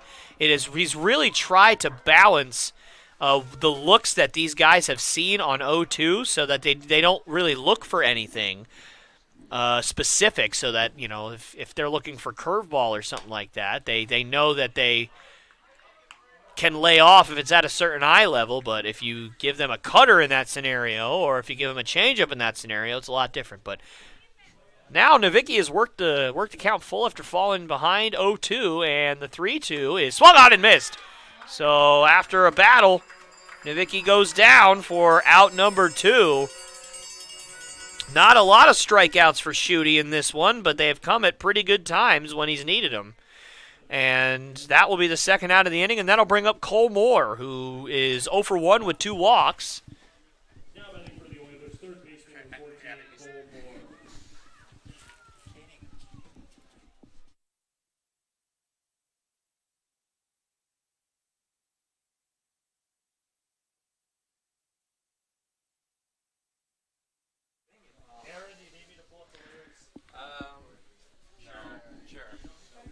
And the 0-1 is outside. So the count moves to 1-1. And certainly, I know we've said it all throughout the broadcast, but Nelson Schutte just looks like a completely different pitcher up there than he has since joining the Chinooks. And that one's in there for a called strike 2. Good curveball.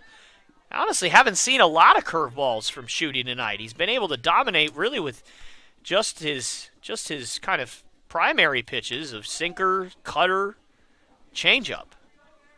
Hasn't really needed that hook, but certainly has it certainly it is there if he needs it. And the 2-2 to Moore is swung on and missed. Great 7th inning from Nelson Schutte, and he is fired up, and he should be, as he has thrown 7 incredibly strong innings for the Chinooks so far tonight. And so we will head to the bottom of the 7th inning with the Chinooks winning 3-1.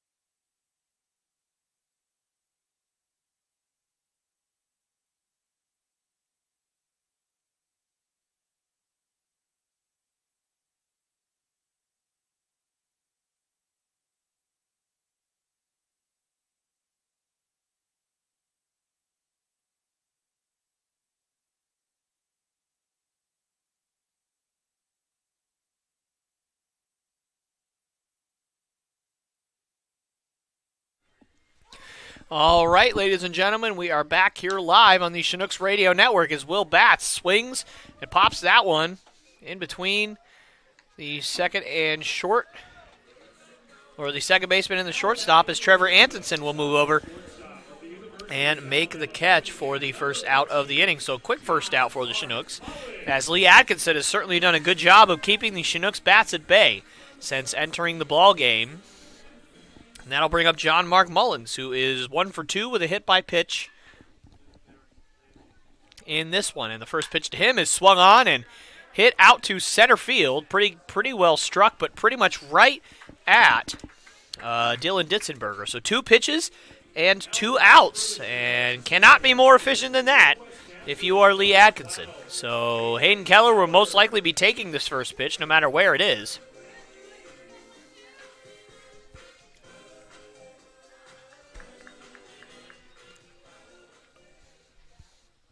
And the first pitch to Keller, and as expected, he's taking all the way for the first strike.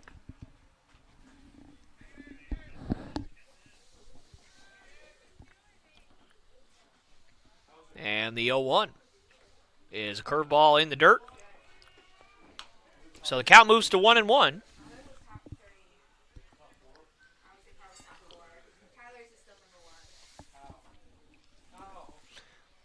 And the 1-1 is in there for a called strike.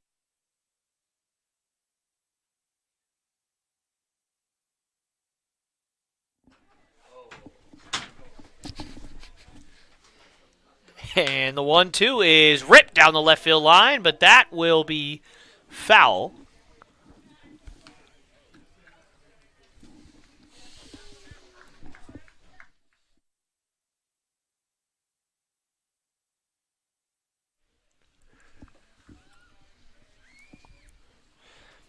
And the 1-2 to Hayden Keller is a curveball that just misses.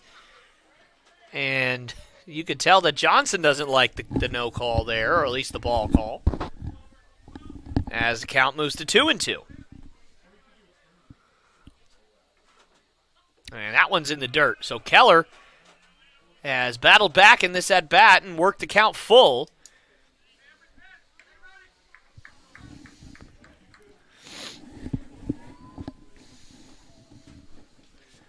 And the 3-2 to Keller is swung on and missed. And Keller goes down for the 3rd time tonight on strike. So a hat trick for him. Rough night at the ballpark for him.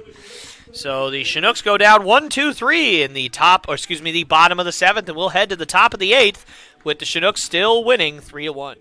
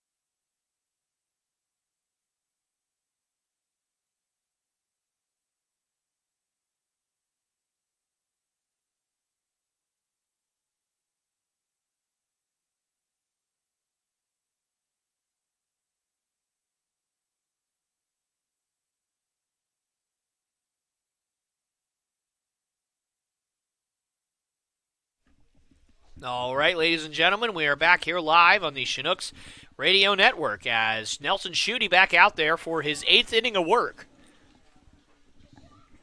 And he has certainly earned it as he has pitched spectacularly tonight.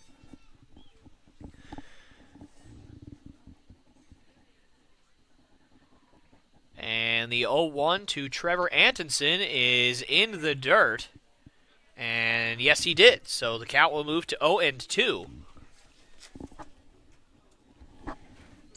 And once again, Nelson Schutte getting up 0-2, and that has been a huge pattern in this ball game.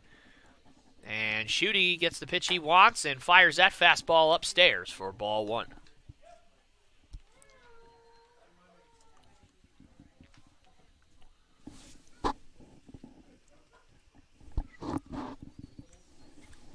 And the 1-2. Swung on and fouled off.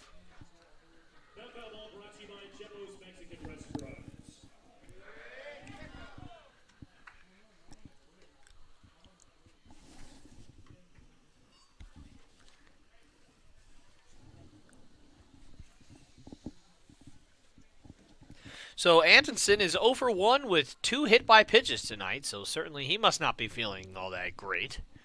As 1 hit by pitch in a game is enough to make you go home sore, but 2 is just excessive. And the 1-2 is swung on and fouled off to the right and out of play.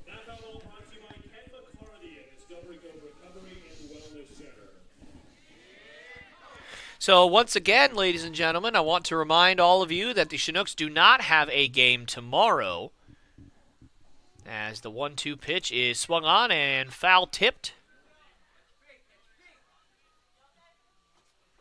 And Magno's going to have a chat with Nelson Schutte. Not sure what about, but just want to make sure. And Hervey having a conversation with the home plate umpire as well. So anyways, the Chinooks do not have a game tomorrow, which is the 8th of July, obviously. The next time that the Chinooks will play is on the 9th, so Friday at 11 a.m. So the 9th at 11 a.m. and then also the 10th at 11 a.m. As we're doing kind of a scout showcase over at the Anchorage Stadium. We are playing the Miners on the 9th and the Pilots on the 10th. And then we are also playing the Pilots on the 11th. That will be at 4 p.m. So kind of an odd schedule over the next few days, as that one is swung on and hit out to Colby Ferris in right field. He'll settle under it and make the catch for the first out of the inning. So a good battle from Antonsen, but eventually he goes down for the first out. As that'll bring up John Olmstead, who is 1 for 3 so far tonight. He has lined out, he has fouled out, and he has singled. And that will bring out pitching coach Hervey. And you have to wonder if Schutte has hit his pitch count, and he has. And he's getting a lot of handshakes, as that will be it for him.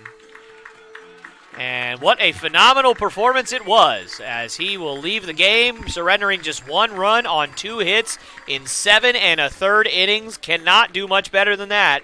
And 2 straight dominant pitching performances by Chinook starters, as we just had the last guy who did it in the booth a couple of minutes ago, in Zach Sundine. And that will bring up Brandon Argamanis. And certainly good to see him back out there, as he has had a tough go of it the last couple of weeks. He touched on it in the last game when he kind of came up here and interviewed.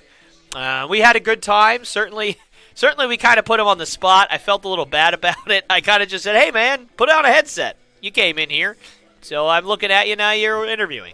But he was a good sport about it. He had a lot of fun. He told me afterwards that it was great. He loved that I did that. So I probably won't do it to him again if I can help it, but certainly a good time to have him. But anyways, we'll take a little bit of a quick break, and then I'll go more into what has happened to Argo over the last couple of weeks.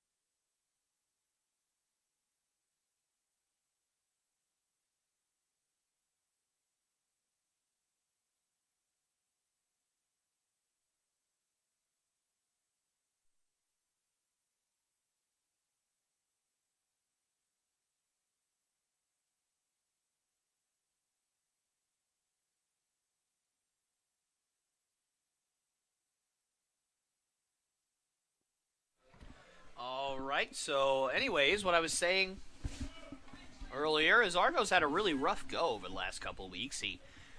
We were at the Miners Stadium a few weeks ago, and Argo ended up getting pretty sick, and turned out he had the stomach virus, and he ended up having to go to the hospital for it.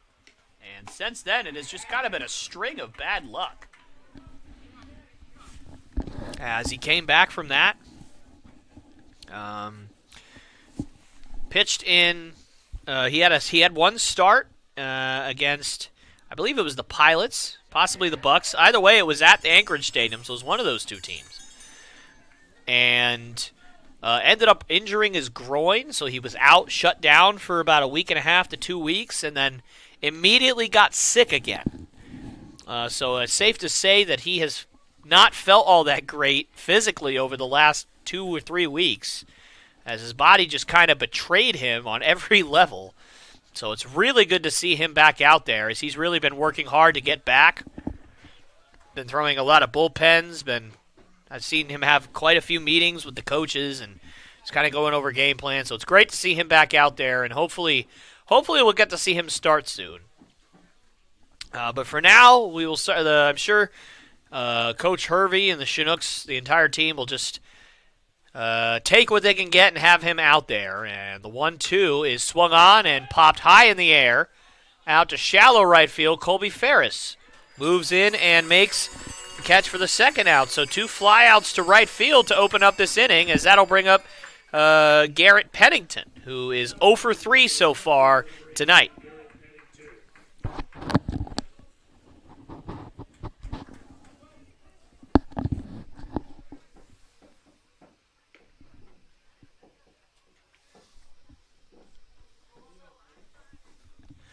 And the first pitch to him is ripped down the left field line. And that's a fair ball past the diving Pate Fullerton. That's going to get into the corner, as Hayden Keller will gather and fire it into the infield, but not before Garrett Pennington coasts into second base with a 2-out double. And so the Oilers have a little bit of life here in the top of the 8th, as they are running out of chances to get back in this ball game. But the score is very close. So certainly one swing could change the complexion of this ball game, as Argomanis asks for a new ball, and he will get it.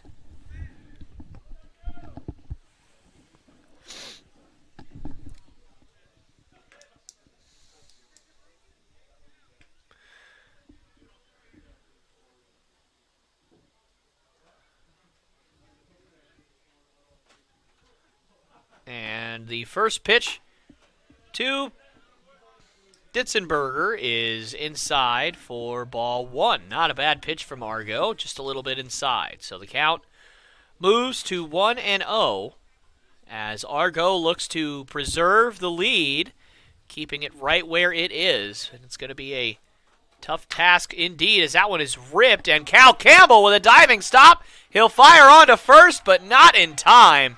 Great effort there from Cal Campbell, but just a little bit too much speed from the center fielder, Ditzenberger. And so that will go as an infield single. So now the tying run on base, and the go-ahead run will step up to the plate in Bryce Marsh, who is 0 for 1 with 2 hit by pitches. And Marsh hit a home run in his last outing against the Chinooks. So certainly he'll probably look to do the same here, and if he does, that will give the Oilers the lead late in this one. And you would just hate to see another Nelson Shooty gem go down the drain. And the first pitch to Marsh is outside for ball 1. And I will say, it is a little surprising to see Argo in this scenario, especially in a close game like this when he hasn't pitched in a while. But we will see if he can work out of it. Still plenty of time to do so, as that was check swung, and that will be just outside. So the count moves to 2-0. And a good count for Marsh, as I'm sure he'll be looking for something over the heart of the plate to drive. And Argo will step off, and Coach Hervey will go out and have a conversation with Argo. He was the one that called for Argo to step off. Just kind of going over game plans here.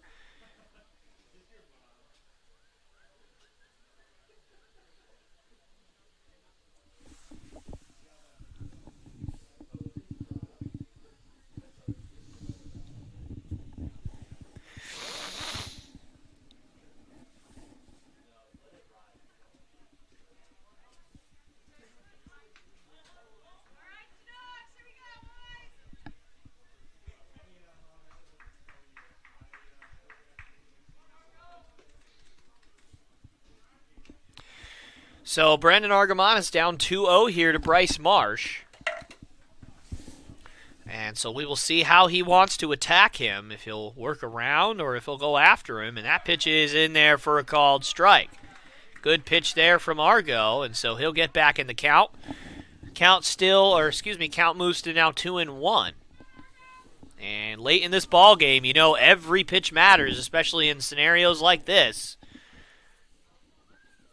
And the 2-1 is, man, what a good pitch from Argo, but a check swing from Marsh. He lays off. So the count moves to 3-1. And you have to think that if Argo loses Marsh here, he would probably be done. And the 3-1 is swung on and fouled straight back. So full count. And safe to say, pretty big situation, pretty big moment for both sides here. As how this at-bat goes will change or confirm the feel of this ball game. 3-2, 2 outs, runners on the corners, top of the 8th. The pitch from Argo is by the catcher. And so a run will score. And at the same time, Dylan Ditzenberger, who was moving on the play, will advance to third. So a walk, a run, and now runners on the corners again. So essentially, it kind of works as like kind of a single, as an RBI, as well as the runner advancing to third base. So basically, everybody switched places. And now the score moves to 3-2, and Argamon is still on the mound, and he will now face Taylor Johnson, who's 0 for 3 tonight. That pitch is downstairs for ball 1, and time will be called as Matt Magno is going to walk out to the mound to talk to Argamonis.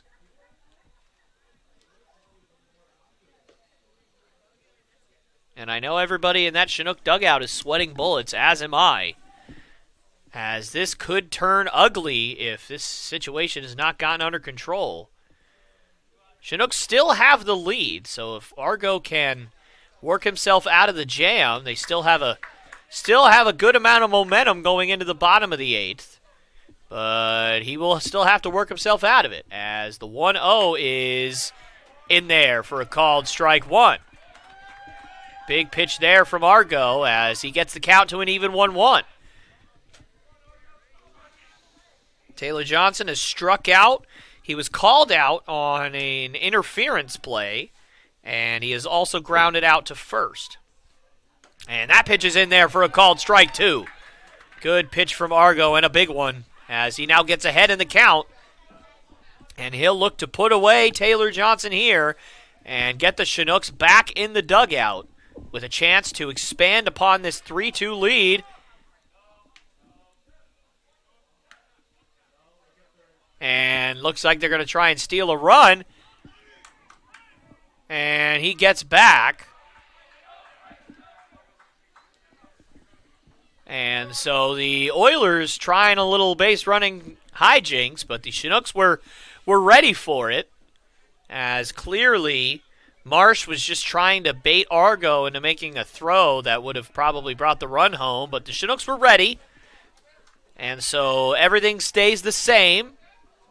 And the count moves to 1-2 on Taylor Johnson, and he swings and just fouls it off.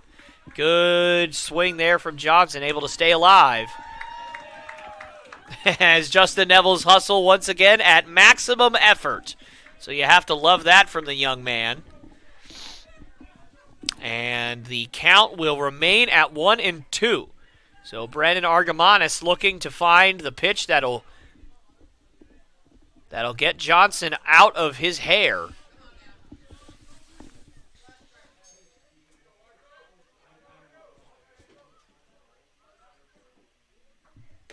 And that pitch is in there for a called strike 3. And Johnson is incredibly ejected.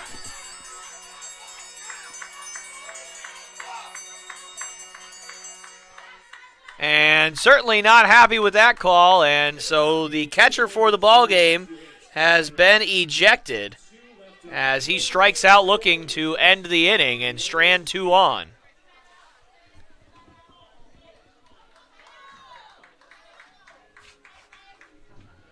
And so the Chinooks will head to the bottom of the 8th inning with a narrow 3-2 lead.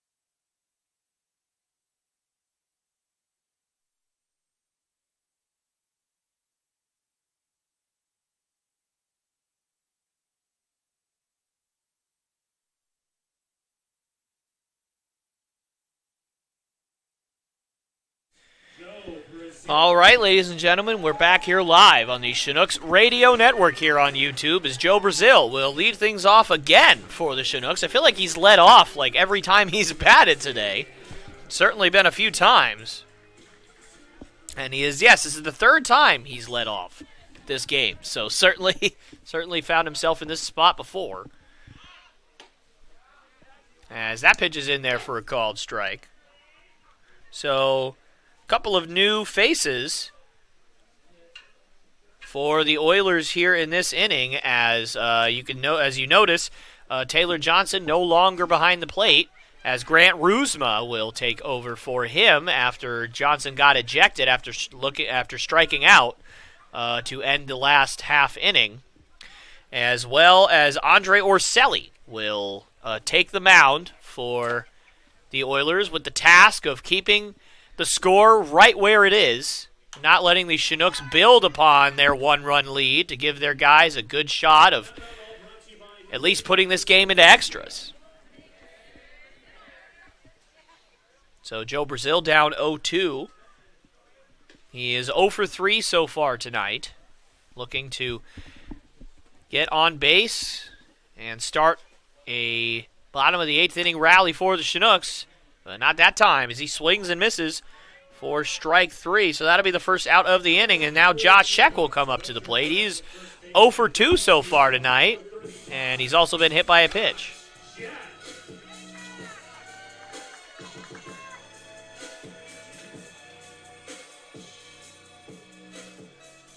Scheck with a big home run that sparked a huge rally in the last ball game.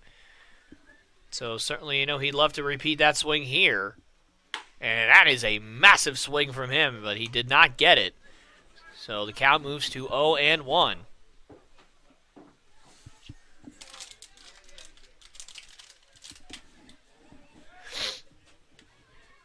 And the 0-1 to Sheck is swung on and missed.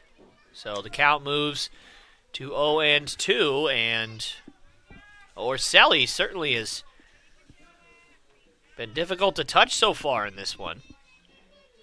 He's gotten a lot of swings and misses on that fastball. And that one is swung on and hit down the left field line and out of play. And my goodness, guys, I cannot say this enough. 50 people on the stream right now, at least as I'm looking at it, might fluctuate. But certainly an amazing accomplishment, as that has not happened very often this year. So congratulations to all of you, and I sincerely hope that that will continue over the next and last couple of weeks, as Sheck will tap that one over to John Olmstead at second base for the second out of the inning. And that'll bring up Colby Ferris, who is also 0 for 3 tonight. So the middle of the lineup for the Chinooks, the 3, 4, 5, and 6 guys, really struggling at the dish. They are a combined 0 for 14 in this ball game. Just a unfortunate performance, as the only person to get on base was Sheck in that hit by pitch in the 6th inning. So they are 0 for 14 with 1 hit by pitch. So certainly a rough day for the middle of the Chinook order, as that one swung on and missed, and Colby Ferris once again down 0-2. So Andre Orselli working his way towards doing his job very effectively to keep the lead right where it is, and that pitch just misses.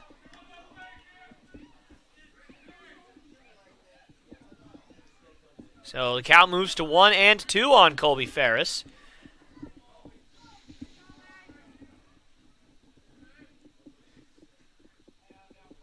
And the 1-2 is upstairs for ball 2.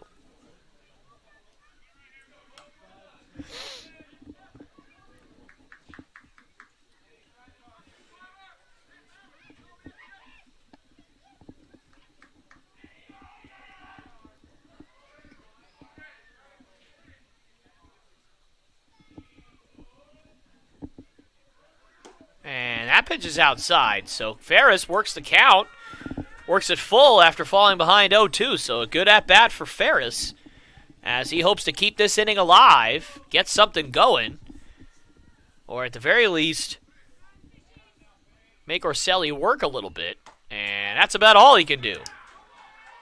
As Colby strikes out swinging for the 3rd out of the inning. So the Chinooks will head to the top of the 9th with a chance to close this one out, but they're going to have to work for it, as they have a narrow 1-run lead as we head to the top of the 9th.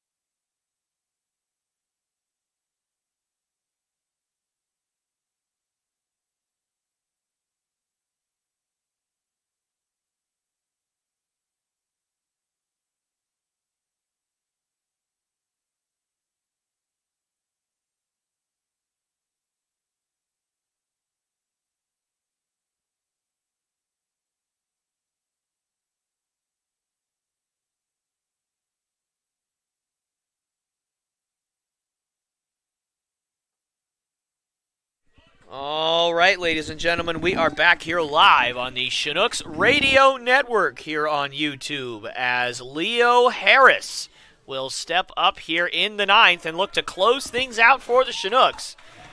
And unbelievably, he is now the 4th reliever for the Chinooks to step up there with a save opportunity so far this season, as that has just really showed the versatility of the Chinooks pitching staff, as he's quickly up 0-2 on Andrew Soika. And Soika so far tonight is 0 for 3. And the 0-2 to Soika is swung on and fouled off, back and out of play. So once again, I would like to just passively remind all of you on the stream, as I've done a couple times tonight already, but just in case some of you missed it, the Chinooks will not be playing tomorrow, as they have an off day, and then the next couple days are kind of a strange schedule for the live streams. So the games on Friday the 9th and Saturday the 10th are at 11 a.m. So very, very early by comparison to pretty much every other game we played all year, as the 1-2 is popped up in foul territory as Pate Fullerton will move over and make the catch for out number 1. So Leo Harris with a good start to the 9th. As Henry Nowicki will step up to the plate now. He is 1 for 3 so far on the evening. But anyways, so once again, the Chinooks will play at 11 a.m. on Friday the 9th, as well as 11 a.m. on Saturday the 10th. So be ready and adjust for that. So there you go.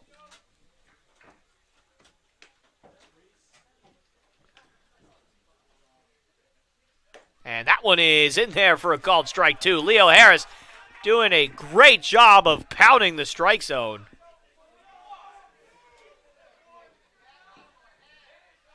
And you can really hear the Oiler fans in the crowd not appreciating that call.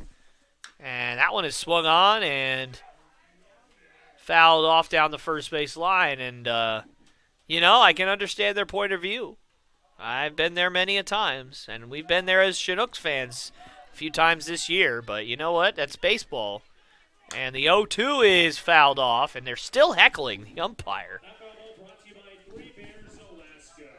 Anyways, so prepare for that. And also, just an update for you all. I've said in prior streams that beginning on the Kenai trip, which starts the 13th of July, so next Tuesday, I will not be your commentator for a few days, as I am leaving, going to Knoxville, Tennessee, to be in my best friend's wedding. So I'm very much looking forward to being able to spend time with friends and being able to hang out with everybody and catch up and have a good time, and also watch my best friend and the love of his life, finally get to tie the knot, as that one is ripped out to the right center gap, but Colby Ferris will move over and make the catch for out number 2. So anyways, I will not be commentating. So what we've been trying to do is find somebody to come up here and help out Aaron, so that he doesn't have to do it all himself. But unfortunately, it appears that we have run out of options. So Aaron will be your main commentator from the 13th, probably through the 19th, as I'm not exactly sure when I get back on the 19th, but I highly doubt that I will be able to make that game. So enjoy it. Be nice to him, as you have been all year long. I'm sure he will outperform me in every imaginable and conceivable way, because he is awesome. So just be nice to him. And, so I just wanted to give you guys that update. There will still be interviews. There will still be guys that will come up here and have conversations with him, I'm sure, throughout that time. As they're going to be up there for 5 days, so I'm sure some of the guys are going to get bored sitting in that dugout. And I'm sure Aaron's going to get bored sitting in that press box as well. But anyways, so just be ready for that, as that one is tapped to Pate Fullerton at third. He fires, and that is way over the head of Josh Scheck. And they're going to throw on to second base, and he will be safe. So Cole Moore will reach on a throwing error by Pate Fullerton. And now the tying run is on base. And you could say the game should be over or whatever the heck you want. But nonetheless, what the Chinooks have to do is they have to work out of a jam now.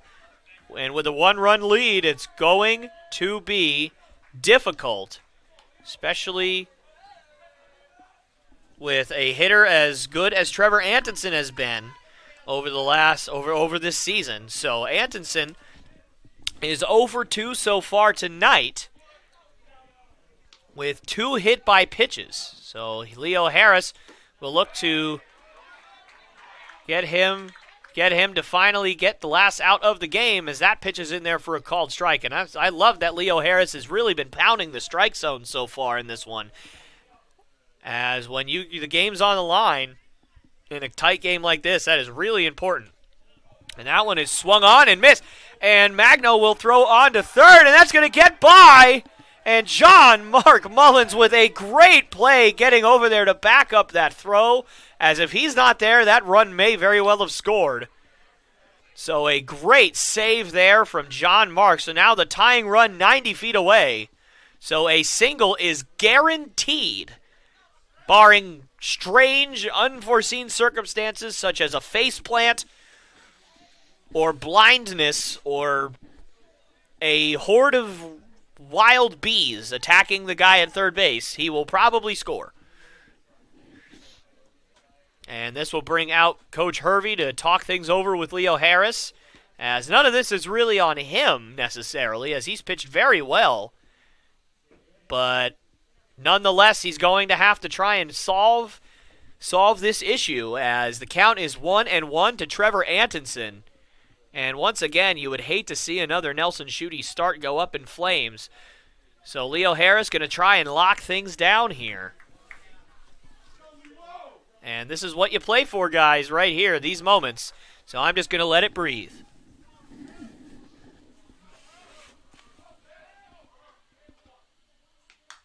That one swung on and fouled straight back. The count now moves to 1-2, and the tension is in the air.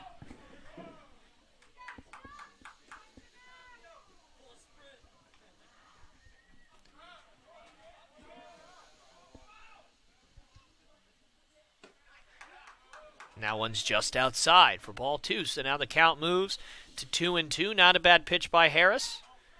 Good take from Antonsen.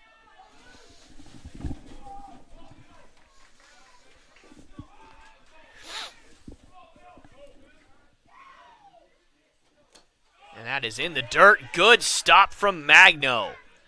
And certainly, at this juncture, a walk wouldn't be the worst thing in the world, as it would still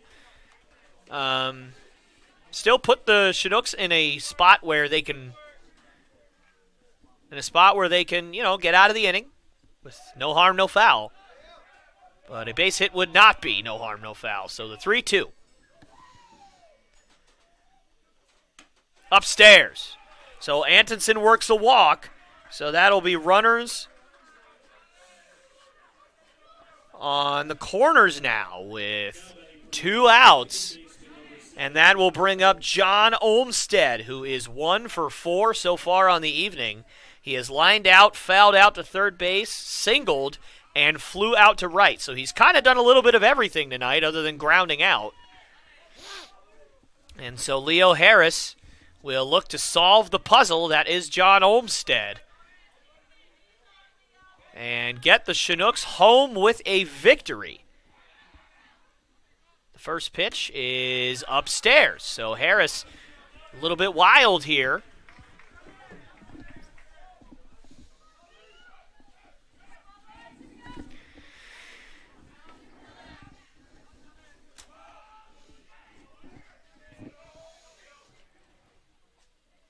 And that curveball is in there for a called strike. Good pitch from Harris as he evens the count at 1-1. And, man, you can really feel the pressure. I feel it in my chest, and I'm not even out there playing. But certainly it brings up a lot of memories. And the 1-1.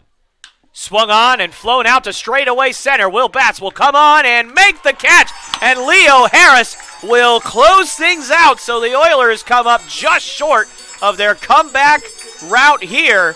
And Leo Harris shuts the door on the Oilers' comeback. And the Chinooks will walk away with a 3-2 victory here in the bottom of the ninth. What a game, what a match, what a day for the Chinooks. They start the day with the organization Focus, where they were able to hang out with children with special needs, physical and mental. Absolutely an amazing opportunity for them. We got to share the gospel, share the word of our Lord and Savior with the Oilers before the game, and then they hang on in this absolute barn burner pitching duel with the Oilers. And they will walk away with a 3-2 victory, and they will move back up to above 500 here on this season. What a game. My goodness. So anyways, as I've said before, the Chinooks do not play tomorrow. We will play once again on Friday, July 9th at 11 a.m.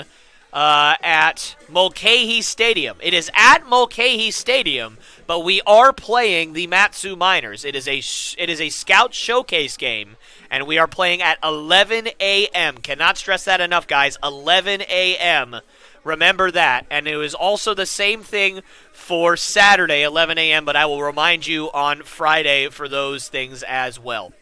So the Chinooks now have basically ended their homestand for the rest of the season up until the last week or so, as now the Chinooks will embark on what I do believe is a 10-game road stand. I'm going to count that real quick.